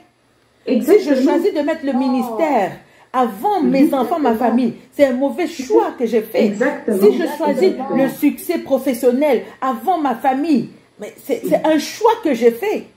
Ainsi donc, aujourd'hui, on peut voir par exemple des parents qui ont fait ces mauvais choix de choisir leur succès personnel. Ils n'ont pas eu le temps pour leurs enfants, ils n'ont pas eu le temps pour leurs femmes. Et quand ils sont devenus vieux, ils sont seuls parce que les enfants n'ont pas été habitués à avoir une relation avec leurs parents. Donc, qu'est-ce qu'ils vont faire dans l'âge adulte? Ils ne vont pas rendre visite aux parents. Et les parents se retrouvent tout seuls. Parce qu'il n'y a jamais eu de communication. C'est un choix qu'ils ont fait. Ils ne se sont pas occupés de leurs enfants. Mais les enfants aussi, à leur époque, ne vont pas s'occuper du parent. C'est un choix. C'est un héritage qui est difficile. Donc, chaque décision que nous prenons, même la moindre décision que nous prenons, cette décision va affecter plusieurs personnes autour de nous. Je dirais en fait que le choix... c'est un combat, c'est une bataille. Exactement. C'est une bataille que nous sommes en train de mener aujourd'hui pour l'avenir de nos enfants, pour les générations d'après. C'est un combat spirituel. Quand on parle de combat spirituel, ce n'est pas seulement chasser le démon là. Faire le choix, faire le choix ici, c'est un combat. Ça prend des sacrifices. Le combat de Jésus, c'était un sacrifice. Exactement. Pour léguer un héritage, c'est un sacrifice. Il y a un prix à payer pour léguer un héritage. Donc nous sommes dans une bataille sérieuse. Nous sommes dans la bataille de la destinée. Nous sommes dans la bataille de l'héritage. Et pour ça, ça nous prend vraiment de prendre des choix judicieux, qui vont impacter non seulement nos vies, nous allons en bénéficier, c'est sûr, mais qui vont impacter également les générations d'après. Donc, c'est vraiment très, très important d'être ces personnes proactives qui vont faire les meilleurs choix pour léguer. J'insiste sur l'héritage. Jésus nous a laissé un héritage glorieux. C'est avec cet héritage-là que nous marchons. Et nous devons également, à l'exemple de notre maître, laisser cet héritage. On fait le choix. Quand je parle de cet héritage, aujourd'hui, il nous appartient à nous d'éduquer nos enfants selon la parole de Dieu. C'est un héritage que nous leur léguons également. Exactement. Exactement. Donc nos choix, nos décisions vont vraiment impacter notre environnement si nous faisons les meilleurs choix. Et c'est ça notre prière d'ailleurs aujourd'hui. Hein? Maman Marie-Claire, à toi la parole. Oui, merci beaucoup. Vraiment, le choix, quelque chose m'a interpellée. Vous avez l'exemple de 2 personnes qui ont chacune $1000. Mais c'est 2 destinées et 2 vies différentes. Exact. Et ça me fait penser à Abraham et Lot. Ils se retrouvent à un moment donné, ils doivent choisir le choix du lieu. Le choix du lieu est très, très important. Parce que pour Abraham, il avait la promesse de la terre promise. Mais Lot a peut-être vu les plaines qui étaient verdoyantes. Il a choisi cela. Mais qu'en est-il après? Exactement. Cet endroit qu'il avait choisi, en fait, Sodome et Gomorrhe, il a fallu qu'Abraham vienne l'en tirer. Et même sur ce chemin de l'en tirer, par la grâce de Dieu, sa femme a fait le choix aussi de rester, de se tourner, comme le regard tourné vers l'arrière, vers toutes ses richesses, tout ce qu'il vivait. Choix. Que sont devenus les enfants de Lot? Est-ce que la Bible en parle? Qu'est devenue la postérité de Lot? Il avait des enfants. Est-ce que la Bible en parle? Donc, très déterminant, l'impact de nos choix est très, très déterminant dans le déroulement de nos vies et surtout pour les générations futures. Aujourd'hui, Abraham est appelé qui? Le père de la foi. Le père de la foi. Et c'est au travers de qui? De son fils Isaac, le fils de la promesse. Exactement. Il a fait des choix, il a fait des bons choix, il a fait aussi des choix qui n'étaient pas bons. Mais nous voyons vraiment l'impact de ces choix sur les générations futures. Aujourd'hui, nous pouvons nous proclamer ayant la foi à cause qu'Abraham s'est montré fidèle. C'est le critère que Dieu avait trouvé, de la fidélité d'Abraham, pour vraiment le choisir comme celui-là qui allait être le père de la semence de la foi. Et Rachel, je voudrais revenir vers toi aussi. Je parlais tout à l'heure que l'homme intelligent voit le mal de loin et il se met à l'abri. Donc, d'être des personnes qui sont vraiment proactives. Donc, quelle est dans notre façon personnelle de réagir dans les situations? Dieu nous demande d'être des personnes proactives car cela nous aide à faire de bons choix. Donc, Pasteur Nathalie, la question aussi te sera retournée, les différentes stratégies aussi pour apprendre à faire de bons choix. Rachel, qu'est-ce que tu peux nous dire par rapport à ça? Merci Marie-Claire, merci pour la parole. Donc il y a eu 2 exemples qu'on a donnés, le choix de Caïn et le choix de David. On va pas revenir dessus. Mais je vais prendre encore un autre exemple. Bon, c'est lorsque Jésus lui demande, voilà Seigneur, moi j'ai tout quitté pour te suivre. Qu'adviendra-t-il de moi? Étant donné que même Pierre ne savait pas, puisque nous tous, quelque part, nous venons à Christ, nous ne le savons pas toujours. Mais nous savons aujourd'hui, avec le recul de Christ, ce sera toujours le bon choix. Parce que, qu'est-ce qu'on a dit tout à l'heure? Je crois l'une de vous deux a dit, c'est le choix excellent. Parce que c'est le choix de Dieu. C'est le choix de celui qui a créé les cieux et la terre. Il vous dit de toute façon, le bon choix, c'est Christ. C'est-à-dire sa parole. Christ a dit, demeurez dans ma parole. Parce que lorsque nous demeurons dans sa parole, il a dit au final, quand tu demeures dans ma parole, là où moi je serai, ton serviteur doit être là forcément. Exactement. Si tu me suis, tu auras la vie éternelle. Amen. Et lorsque moi je reviendrai, voilà ce qui t'attend. Donc Pierre même dans, je vais dire, dans sa manière d'être, il avait quand même fait le bon choix sans pour autant se rendre compte. Et il a posé une meilleure des questions. D'ailleurs, c'est pour cela que j'aime beaucoup Pierre. Parce que même dans sa manière d'être, il posait des questions. Voilà, il a posé la question, il a dit Jésus, en fait, moi j'ai une femme, j'ai laissé, j'avais une entreprise de pêche, j'ai laissé tout ça. Dis-moi, en te suivant, qu'est-ce que j'aurai exactement?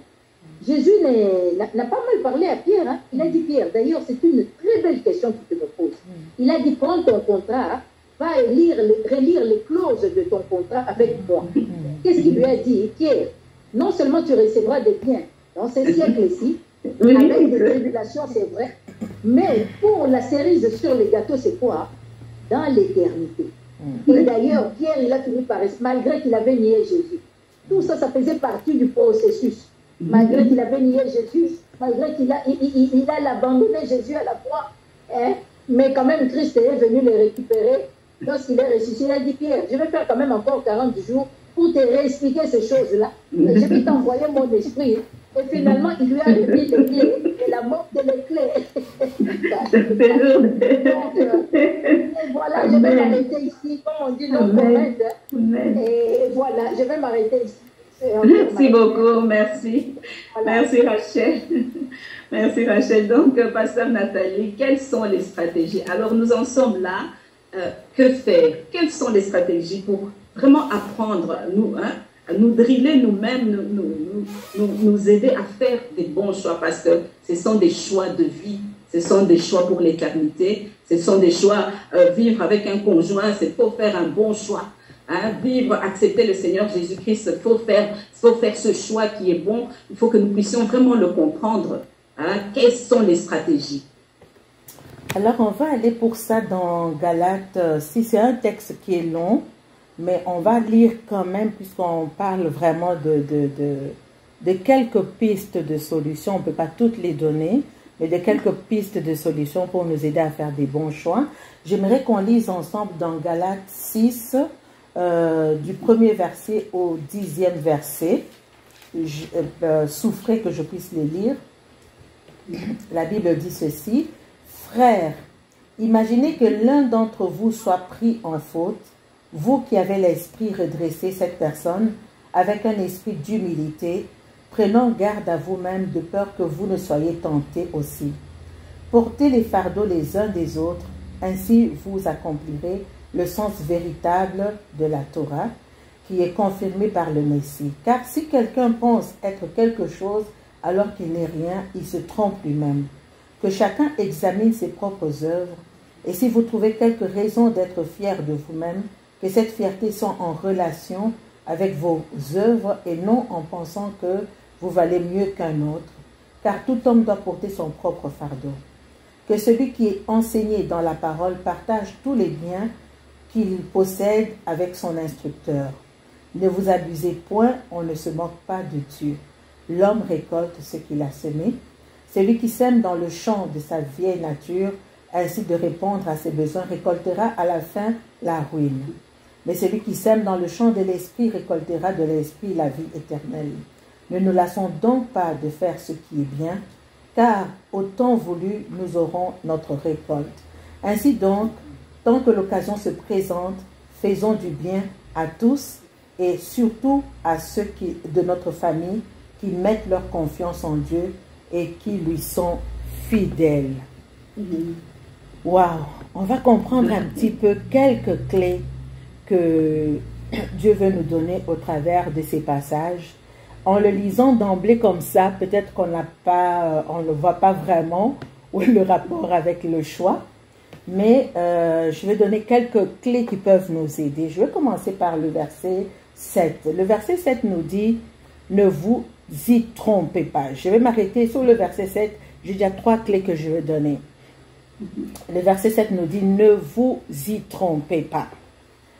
Qu'est-ce que ça vient faire avec nos choix? Ça, c'est déjà une mise en garde que Dieu nous dit « Ne vous y trompez pas ». Ça veut dire « Faites attention, ne te trompe pas ». Dieu veut nous faire réaliser la notion du choix. Dieu veut nous montrer que nous devons reconnaître que nos choix ont une puissance. Ne vous trompez pas. Nos choix ont une puissance. Nos choix ont une force. Nos choix ont un poids pour déterminer ce qui va suivre après. Faites attention. Ne vous y trompez pas. Faites attention aux choix que vous allez faire.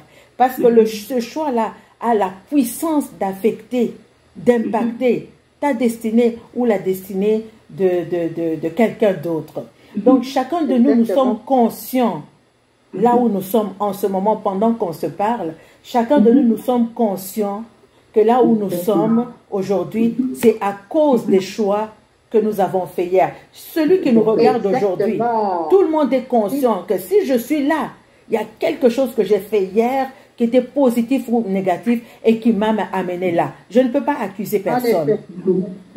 Si tu choisis de faire l'école buissonnière aujourd'hui, si tu choisis d'abandonner tes études aujourd'hui, si tu choisis, comme je le disais tout à l'heure, de t'associer avec les mauvaises relations, comme ce fils prodigue a pris l'héritage de son père, qu'est-ce qu'il a fait? Il a mal investi cet argent. Il est parti vers les prostituées. Quand il est revenu chez lui, le frère dit, comment tu peux le rétablir, lui qui a dépensé ton héritage avec les prostituées? Donc, le choix que ce fils prodigue ou les mauvais choix que nous faisons nous emmènent dans une direction. Cette direction va nous amener peut-être à être des voleurs, va peut-être nous amener à être des mendiants, comme ce fils prodigue, alors qu'il était bien, mais parce qu'il a mal investi il a investi au mauvais endroit. Alors vraiment, lui qui était un enfant de la royauté, il s'est retrouvé à manger même la nourriture des porcs. Donc nos choix nous amènent vers une direction. Et le Seigneur dit, ne vous y trompez pas. Faites attention à la force de vos choix. Il y a des hommes, il y a des femmes qui ont fait des mauvais choix. Parfois, une seule fois, ils ont fait un mauvais choix une seule fois. Il y a des exemples, on entend des personnes, des maris ou des femmes, ils ont été infidèles une seule fois à leur femme. Mais qu'est-ce qui est arrivé? À cause d'une émotion, à cause d'un désir charnel.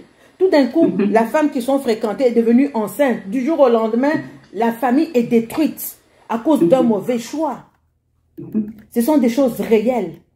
Le Seigneur nous dit, ne vous y trompez pas. Ça veut dire, ne vous trompez pas vous-même, ne vous séduisez pas vous-même. Attention, il y a une mise en garde. Attention. Exactement. Il y a des gens, quand on parle aux gens, il y a des gens qui regrettent dans leur vie. Ils te disent, mais si c'était à recommencer, je n'aurais pas fait ce choix-là. J'aurais agi différemment. Exactement. Ne vous y trompez pas, ne vous y trompez pas. Mise en garde du Seigneur. Avant que tu fasses un choix, réfléchis. Nous devons choisir. Nous devons réfléchir à nos choix. La vie est faite de choix. Amen. Tu as le choix d'accepter de vivre pauvre ou tu as le choix de dire je vais faire quelque chose.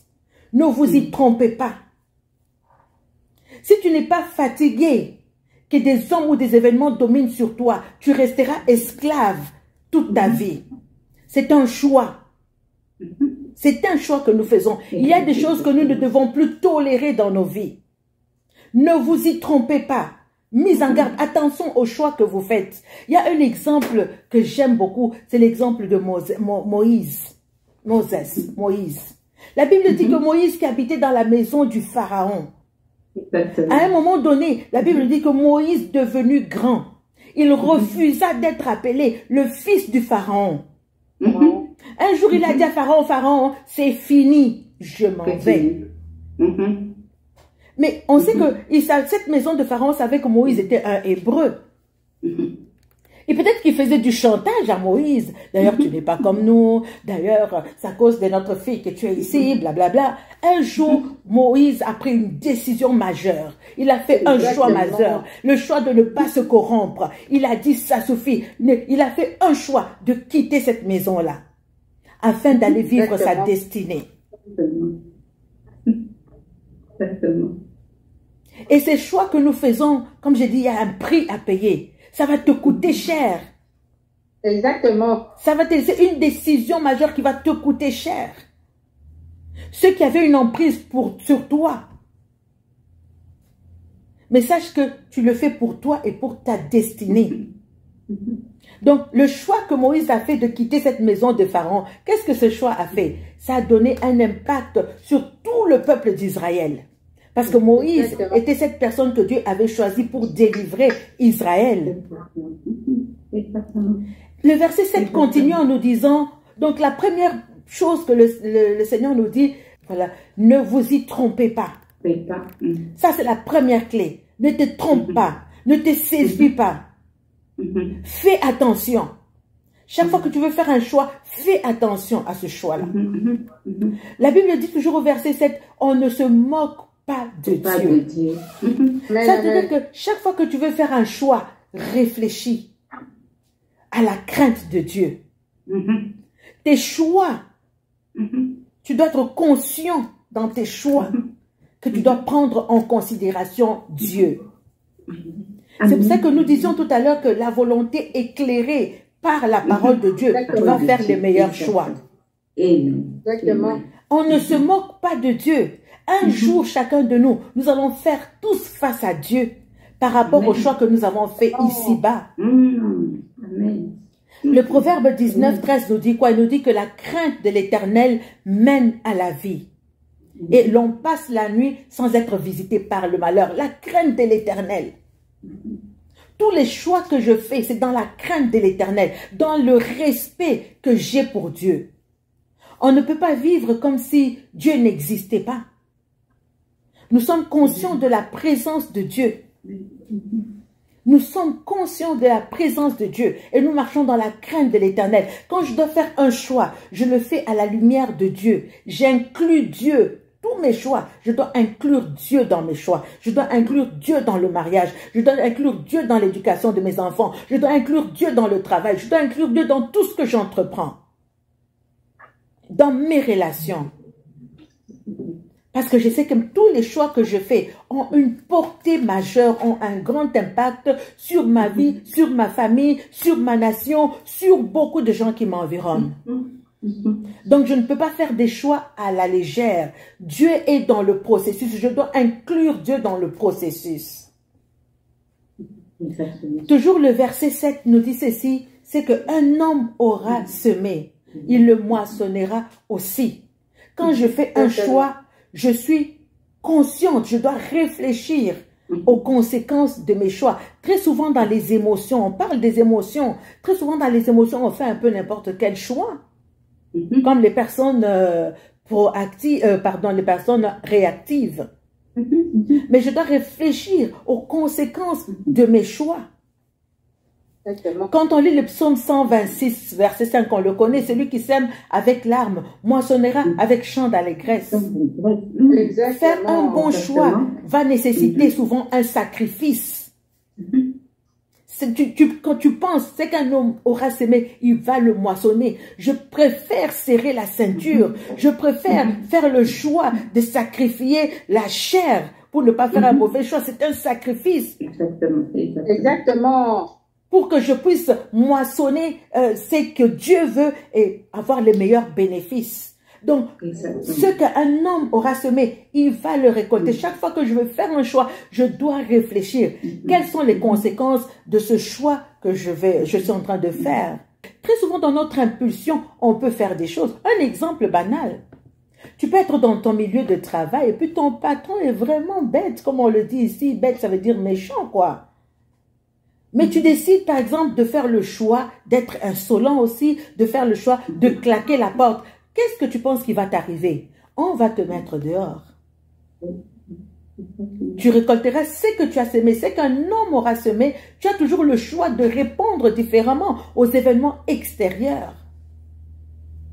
Celui qui sème pour l'esprit moissonnera les choses de l'esprit, et celui qui sème pour la chair moissonnera la chair. Ce qu'un homme aura semé, il le moissonnera aussi. Donc, réfléchissons, réfléchissons, réfléchissons. Je récolte ce que je sème positif, je récolte ce que je sème négatif. La puissance du choix. Tout à l'heure, maman Rachel, tu parlais de Caïn. Exactement. Dieu lui a dit, mais où est ton frère? Qu'as-tu fait? Dieu a dit à Caïn, qu'as-tu fait? Tu as fait le choix de tuer. Tu as fait le choix d'enlever la vie. Qu'as-tu fait? Qu'as-tu fait? Ça veut dire le Seigneur te demande de réfléchir. Attention, ce que tu fais, tu vas le récolter. Ce que tu fais, tu vas le récolter. Le récolter, le moissonner. Ça, c'est quelque chose d'apprendre vraiment en considération. Réfléchir, réfléchir, réfléchir. Qu'est-ce que je vais faire? réfléchir, qu'est-ce que ça va faire comme conséquence? Si je dis ça à mon enfant, qu'est-ce que ça va faire? Si je dis ça à ma femme, qu'est-ce que ça va faire? Si je dis ça à mon mari, qu'est-ce qui va arriver? Si je pose un tel geste, si je claque la porte, qu'est-ce qui va arriver? Si je dis un gros mot à mon patron, qu'est-ce qui va m'arriver? Ça peut m'amener au chômage. Mais la personne qui est proactive va penser aux choix à poser. Comme tu disais tout à l'heure, il voit les événements de loin et il sait comment réagir pour que ce soit constructif.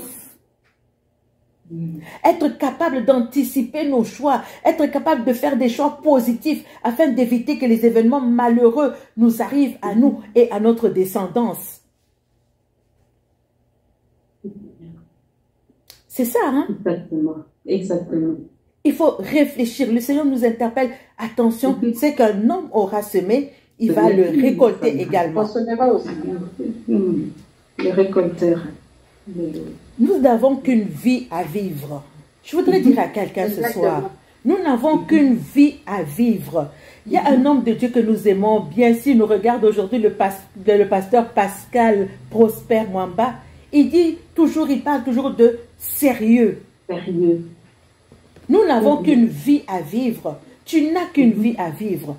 Et il faut la vivre sérieusement. Exactement. Le sérieux dans nos choix. Le sérieux dans nos choix, parce que tous nos choix ont une conséquence. Quand nous lisons un peu plus tard, c'est dit ceci, ne nous lassons pas de faire le bien. Ne nous lassons pas de faire le bien. Qu'est-ce que cela vient faire dans les choix? Ne nous lassons pas de faire le bien. Ça, c'est une règle. C'est une règle importante que le Seigneur vient poser ici. La vie est faite des règles. Alléluia. Je ne peux pas marcher comme s'il n'y avait pas de règles. Je ne peux pas faire des choix comme s'il n'y avait pas de règles. Les choix que nous faisons sont en fonction des règles. Notre vie, partout il y a des règles. Tu ne traverses pas la route comme ça n'importe comment. Tu ne traverses pas le feu rouge n'importe. Il y a des règles partout. Nous ne vivons pas une vie anarchique, une vie de chaos. Si on peut juste imaginer une route où il n'y a aucune règle. Imaginez un peu sur la route, qu'est-ce qui va se passer? Des accidents, des catastrophes, toutes sortes de choses. L'anarchie. Et les gens qui font des mauvais choix, ce sont des gens qui dépassent les règles très souvent. Ils ne respectent pas les règles. Ils ne font pas ce qui est bien. Où est le rapport? C'est une question de bien et de mal. Ne nous lassons pas de faire le bien. C'est une question de bien et de mal. Parfois, tu peux désirer avoir quelque chose. Et tu te rends compte que pour avoir cette chose, il faut enfreindre les règles. Tu veux un poste. Mais pour avoir ce poste-là, tu enfreins les règles. Tu fais ce qu'on appelle des promotions canapé, par exemple.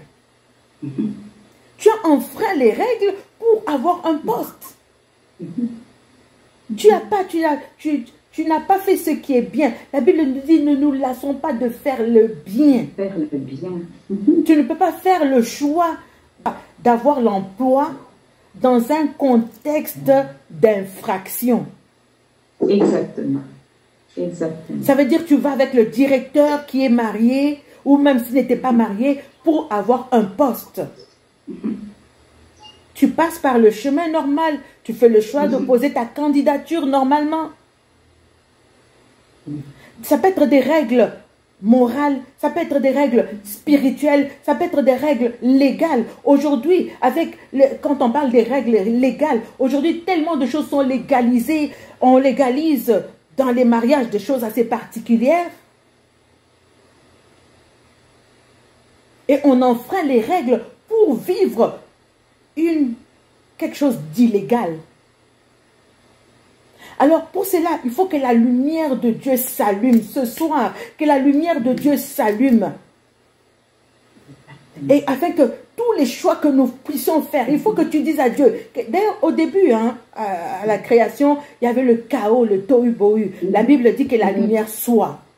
Et quand la lumière soit, Dieu a commencé à créer les choses, a vraiment commencé à bâtir les choses. Il faut aujourd'hui que chacun se dise, Seigneur, que ta lumière soit dans ma vie, afin que tous les choix que je suis en train de poser aujourd'hui, que ce soit des choix constructifs et des choix qui sont inspirés par Dieu. Pour ne pas enfreindre la loi de Dieu. Merci beaucoup. Quelque chose d'autre que le Seigneur nous dit dans Galates 6:4. Il dit que chacun examine ses propres œuvres, alors il aura à se glorifier de ses propres œuvres. Dieu nous responsabilise maintenant. Chacun portera sa charge. Chacun doit s'examiner. Chacun doit examiner ce qu'il est en train de faire aujourd'hui. Ce que tu as construit aujourd'hui, tu as bâti quelque chose aujourd'hui. À un moment donné, arrête-toi. Examine le résultat de ce que tu as fait. Examine le résultat de ce que tu as bâti. Examine-le. Et toi-même, avec ta conscience, tu pourras te glorifier de tes œuvres. Exactement. Tu pourras voir si tes œuvres, là, si c'est bien ou pas. Examine un peu ce que tu as bâti aujourd'hui. Et si tu n'as pas bien bâti, hein, avec le Seigneur, par sa grâce, tu peux refaire les meilleurs choix. Recommencer. Amen. Tu peux refaire les meilleurs choix. La Bible dit, chacun portera sa propre charge. C'est une autre clé que je donne. Chacun portera sa propre charge. Chacun va composer avec sa situation. Il y a des gens, parce qu'il ne veut pas perdre la face, il va faire un mauvais choix. Et Dieu nous demande de rester humble. L'humilité va te faire des bons choix. Exactement. David, pour ne pas perdre sa face, il a commencé à vouloir manigancer toutes sortes de choses pour que Uri puisse dormir avec sa femme. Finalement, il a fini par tuer Uri. L'humilité précède la gloire. Prends garde à toi-même. La Bible nous dit, prends garde à toi-même, de peur que tu ne sois aussi tenté. Prends garde à toi-même. Ne sois pas aveuglé par les circonstances. Prends garde à toi-même. Quand tu fais un choix, prends garde. Pense à toi. Il y a des gens qui ne pensent pas à eux. Ça veut dire qu'ils ne s'aiment pas suffisamment pour voir que les choix qu'ils font peuvent les détruire. Exactement. Il y a des gens qui veulent tellement réussir, qui sont prêts à tout sacrifier autour d'eux. À tout sacrifier autour d'eux. Et tellement qu'ils tiennent à la réussite. Le choix. Il y a des parents, à cause de la réussite, qui sont allés dans des maisons de fétiches et tout ça, qui ont sacrifié des choses, des familles. À cause de leurs rêves, à cause de leur passion, avec des conséquences. La Bible dit, prends garde à toi-même, pense à toi-même, pense un peu à tes enfants, pense à la génération d'après, aime-toi un peu, prends garde à toi-même.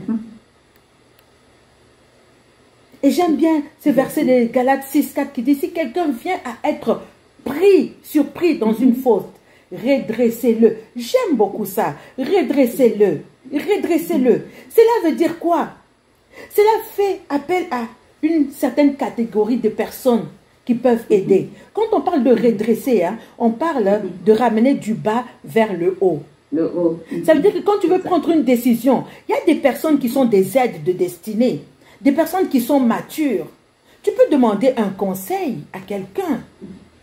Quelqu'un qui est rempli de sagesse, quelqu'un qui a un bon témoignage, quelqu'un qui est vraiment mature, qui peut t'aider pour prendre une bonne décision. Dieu a mis autour de nous des bonnes personnes. C'est pour ça que la Bible, j'insiste dans Psaume 1 qui nous dit de ne pas nous tenir avec des moqueurs, mais de nous tenir avec des bonnes personnes qui peuvent nous aider, qui peuvent nous donner des bons conseils, qui peuvent nous dire non, si tu fais ça avec leur propre témoignage, si tu fais ça, attention, tu vas voir ça. Des personnes vraies, des personnes intègres, des personnes qui peuvent te ramener. Parce que très souvent aujourd'hui, quand les gens parlent de redresser ou de correction, très souvent ils ne comprennent pas, ils rabaissent, ils écrasent la personne, ils l'auto-condamnent. Non, la personne dit, Dieu dit, les personnes qui peuvent redresser, c'est-à-dire qui peuvent restaurer. Il y a des gens autour de toi, même si tu as pris une mauvaise décision, qui peuvent te restaurer, qui peuvent te ramener du bas vers le haut.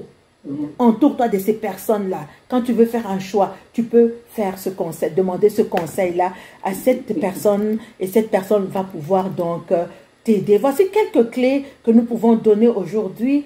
Le temps nous fait défaut, mais il y a tellement d'autres clés. Il y a beaucoup de choses à dire. Exactement, mais juste avec Galates 6 ici, on peut voir quelques clés que Dieu peut nous donner, que Dieu nous donne pour faire des choix qui sont judicieux.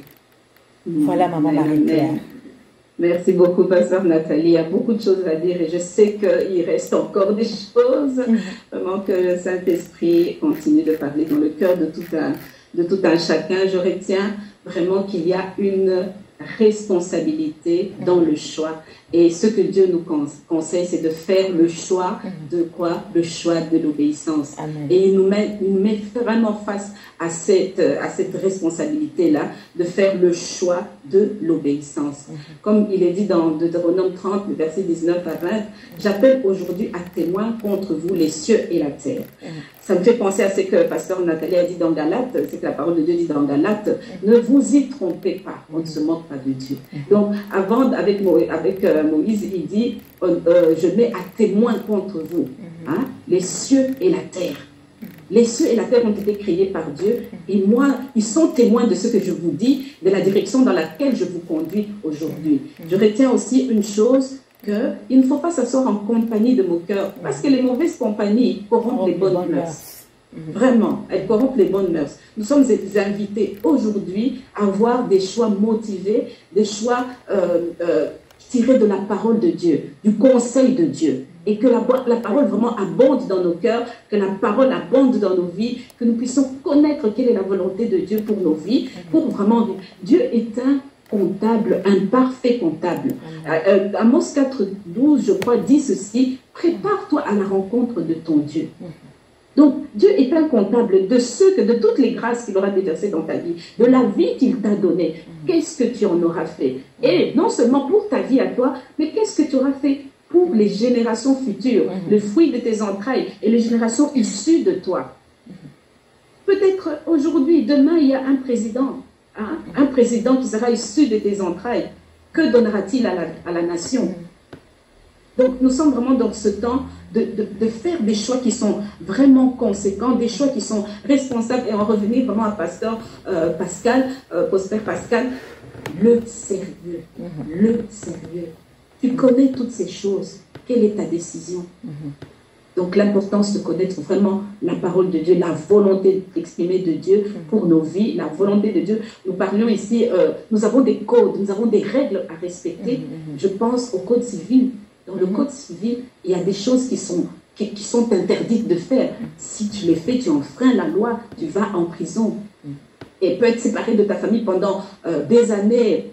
Cette famille peut être privée des subsistances, des moyens de subsistance pendant des années à cause que tu as brûlé un feu rouge, à cause que tu as bu, tu as été ivre au volant. Tout dans notre vie est choix et conséquences. Vraiment, nous n'avons pas beaucoup de temps. Je ne sais pas, Sœur Rachel, si tu avais quelque chose à ajouter. Il y a beaucoup d'exemples dans la Bible, et même des exemples dans des pays aujourd'hui qui vivent un appauvrissement à cause des choix faits par les dirigeants, qui vivent un asservissement à cause des choix faits par les dirigeants, et aussi des choix faits par d'autres aussi que les populations, le peuple a accepté, les gouvernements ont accepté et laissé faire. Donc, le choix de l'inaction, hein, ce sont des choix aussi. Et ils ont vraiment des conséquences dans nos vies. Nous voyons le cas de Adam et Ève. Ils ont été placés devant un choix. Ils devaient garder et cultiver le jardin. Qu'est-ce qu'ils en ont fait? Nous avons le choix de Balaam, Balak. Hein? Le Seigneur dit, ne va pas. Mais il a choisi quoi? L'argent. Nous avons beaucoup de cas. Je ne sais pas, Rachel, si tu as encore d'autres cas. Le temps nous manque, mais je voudrais te laisser vraiment le mot de la fin pour nous donner quelque chose qui te vient à l'esprit si tu as.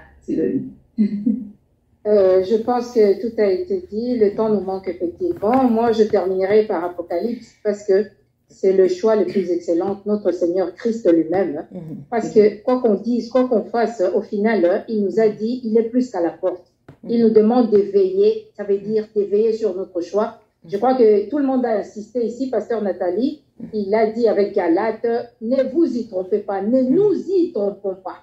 Alors, je vais terminer simplement dans Apocalypse 22, là où lui-même le Seigneur nous interpelle, hein, il nous dit exactement ceci, et il me dit, ne scelle point les paroles de la prophétie de ces livres. Pourquoi? Car le temps est proche. Et verset 12, voici, je viens bientôt, et ma rétribution avec moi pour rendre à chacun selon quoi ses œuvres. Donc, le choix que nous serons, c'est un choix pour l'éternité, au-delà du choix sur la terre, dans l'éternité aussi. Donc, les conséquences vont continuer. Donc, nous devons penser, moi, ce que je retiens de tout ceci, on ne peut pas penser qu'à soi. Il faut penser aux générations futures, il faut penser à sa descendance, il faut penser à sa postérité. Et c'est capital. Donc, tout ce que nous faisons aujourd'hui, aussi minime que soit-il, il aura des conséquences qui peuvent être dramatiques ou qui peuvent être bénéfiques. Et on voit Timothée. Qu'est-ce que l'apôtre Paul a dit? Tu as reçu la foi de ta grand-mère, de ta mère. Ça veut dire à un moment donné, dans sa lignée, il y avait quelqu'un qui avait fait le bon choix. Alors, soyons le bon choix aujourd'hui, puisque nous écoutons. La parole de Dieu nous dit, si aujourd'hui nous entendons la voix de Dieu, n'endurcissons pas notre cœur. Écoutez ce que l'Esprit est en train de dire aux églises. L'église, c'est toi, c'est moi. Nous sommes les épouses du Christ. Il vient chercher son épouse. L'Esprit est en train de nous avertir. La sagesse est en train de parler. Faisons le bon choix pour l'éternité aussi. Moi, je vais m'arrêter ici. On n'a plus le temps. Et voilà un peu. Je pense que tout a été dit. Le Saint-Esprit continuera lui-même. Merci beaucoup. Merci beaucoup. Oui, Pasteur Nathalie, si tu as un mot de la fin, je vais te laisser aussi prier pour les familles et pour quelqu'un qui a entendu aujourd'hui et qui est touché. Avant de te laisser la parole, je vais juste un petite minute, un petit chant qui dit l'éternité, l'éternité, où vas-tu la passer? L'éternité, l'éternité, où vas-tu la passer? Jésus t'appelle, Jésus t'attend, viens à lui maintenant. Jésus t'appelle, il t'attend, viens à lui maintenant. C'est un choix aussi de suivre Christ, de renoncer aussi à sa propre vie. Vraiment, la voix du Seigneur appelle ce matin, ce soir ou ce midi, peu importe l'heure à laquelle tu vas nous rejoindre, réponds simplement à cet appel. C'est un choix pour l'éternité. Pasteur Nathalie, tu as le mot de la fin et la prière pour quelqu'un qui veut recevoir Christ. C'est un choix pour l'éternité. Ça, c'est le meilleur des choix à faire. Et tous les habitants de la terre auront à faire face à Dieu par rapport au choix qu'ils auront fait. Celui d'accepter ou celui de renier le Christ Jésus. Donc, aujourd'hui, si tu entends la voix, au travers de nous, c'est Christ qui parlait. Au travers de nous, c'est Dieu qui parlait. Aujourd'hui, si tu entends cette voix, n'endurcis pas ton cœur. Nous sommes dans cette dispensation qu'on appelle la dispensation de la grâce, le temps de l'Église. Tout est possible. Ça veut dire que la condensation de la grâce qui est là présentement, tout est possible. Tu peux dire non à ta vie passée et faire le choix le meilleur qui t'engage pour l'éternité. Parce que le jour où une personne ferme les yeux, c'est fini. On ne peut plus prier pour toi quand tu es déjà parti, pour que tu puisses tu ne peux pas te repentir de l'autre côté. Ça veut dire que maintenant tu dois faire le choix d'accepter Jésus et pour assurer ton éternité éternellement avec Christ Jésus. Donc, ce soir, si tu as entendu cette parole, tu peux faire le choix. Et tu dois faire le choix. Et je t'exhorte de faire ce choix, d'accepter Jésus-Christ comme Seigneur et Sauveur. Et dès que tu le fais, tu es accepté dans la famille de Dieu. Et tu hérites de tout ce que Christ a fait à la croix. Tu hérites du royaume de Dieu. Tu es transféré des ténèbres à sa véritable lumière. Prions ensemble. Seigneur, nous voulons te dire merci pour la parole de ce soir. Nous croyons, Seigneur, que quelqu'un qui nous a écoutés aujourd'hui, Seigneur, a reçu cette parole dans une terre fertile, que cette parole produise du fruit en abondance et que cette parole amène chaque homme qui nous a entendus, ceux qui nous entendront après, Seigneur, ceux qui auront partagé à leur famille, à leur environnement, que chacun qui aura écouté cette parole, Seigneur, prenne la bonne décision, celle de suivre Christ.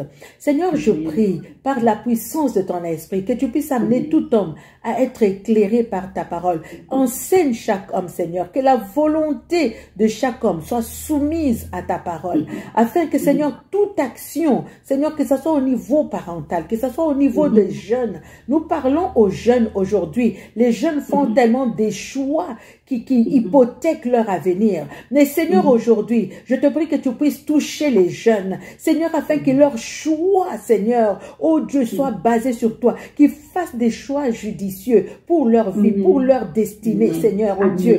Dans le nom de Jésus, je prie pour un homme, je prie pour une femme ce soir, Seigneur, oh Dieu, qui s'était né dans un mauvais choix. Seigneur, tu as dit, regarde si je suis sur une mauvaise voie et conduis-moi dans la voie de l'éternité. Seigneur, je prie que quiconque a fait un mauvais choix et sur une mauvaise pente, Seigneur, oh Dieu, que ta grâce le saisisse, le touche, Seigneur, touche son âme, touche son esprit, sa volonté, afin que cet homme, Seigneur, puisse revenir à toi, comme l'a fait ce fils prodigue. Seigneur, il est rentré en lui-même et il a dit non, je rentrerai chez mon Père. Seigneur, je prie, Seigneur, que ce travail de repentance, ce travail de remise en question, ce travail d'examen de conscience soit fait, Seigneur, sur chaque homme, afin que tout homme revienne à toi. Tu ne désires pas la mort du méchant, mais tu désires que tous parviennent à la connaissance de qui tu es. Je prie, Seigneur, pour les personnes passives qui ne savent pas quoi faire. Seigneur, réveille leur volonté. Seigneur, mature-les. Les personnes réactives, Seigneur, je prie que tu puisses intervenir, Seigneur, oh Dieu, afin de les enseigner, de les instruire, Seigneur, oh Dieu, de les faire passer de la passivité, de la réactivité à la proactivité. Père, dans le nom de Jésus, je prie que les personnes matures, Seigneur, croissent. J'appelle la croissance spirituelle, Seigneur, oh Dieu, dans ton peuple, dans le nom de Jésus.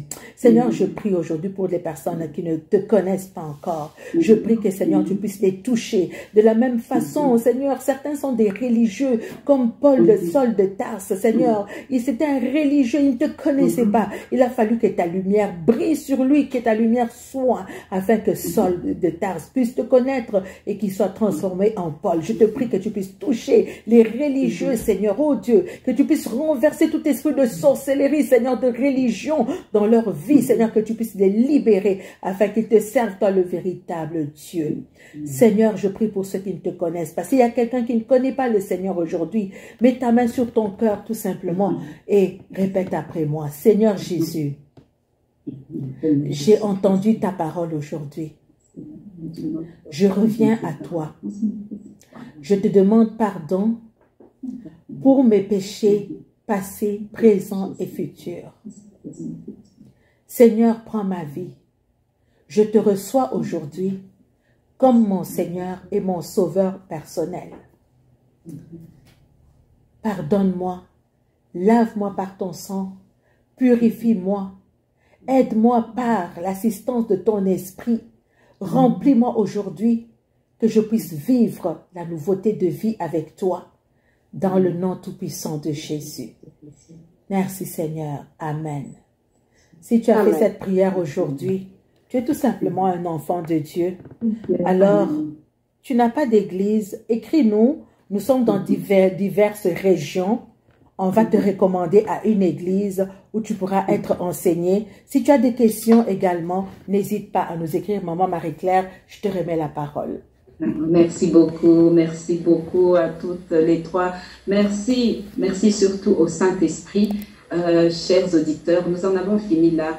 Nous ne prétendons pas avoir tout dit. Le Saint-Esprit va faire toutes choses et compléter ce qu'il veut dans chacun de vos cœurs. Nous sommes sur YouTube, nous sommes sur notre page Facebook. Nous avons aussi le site Internet dont les infos, les renseignements vont défiler au bas de cette page.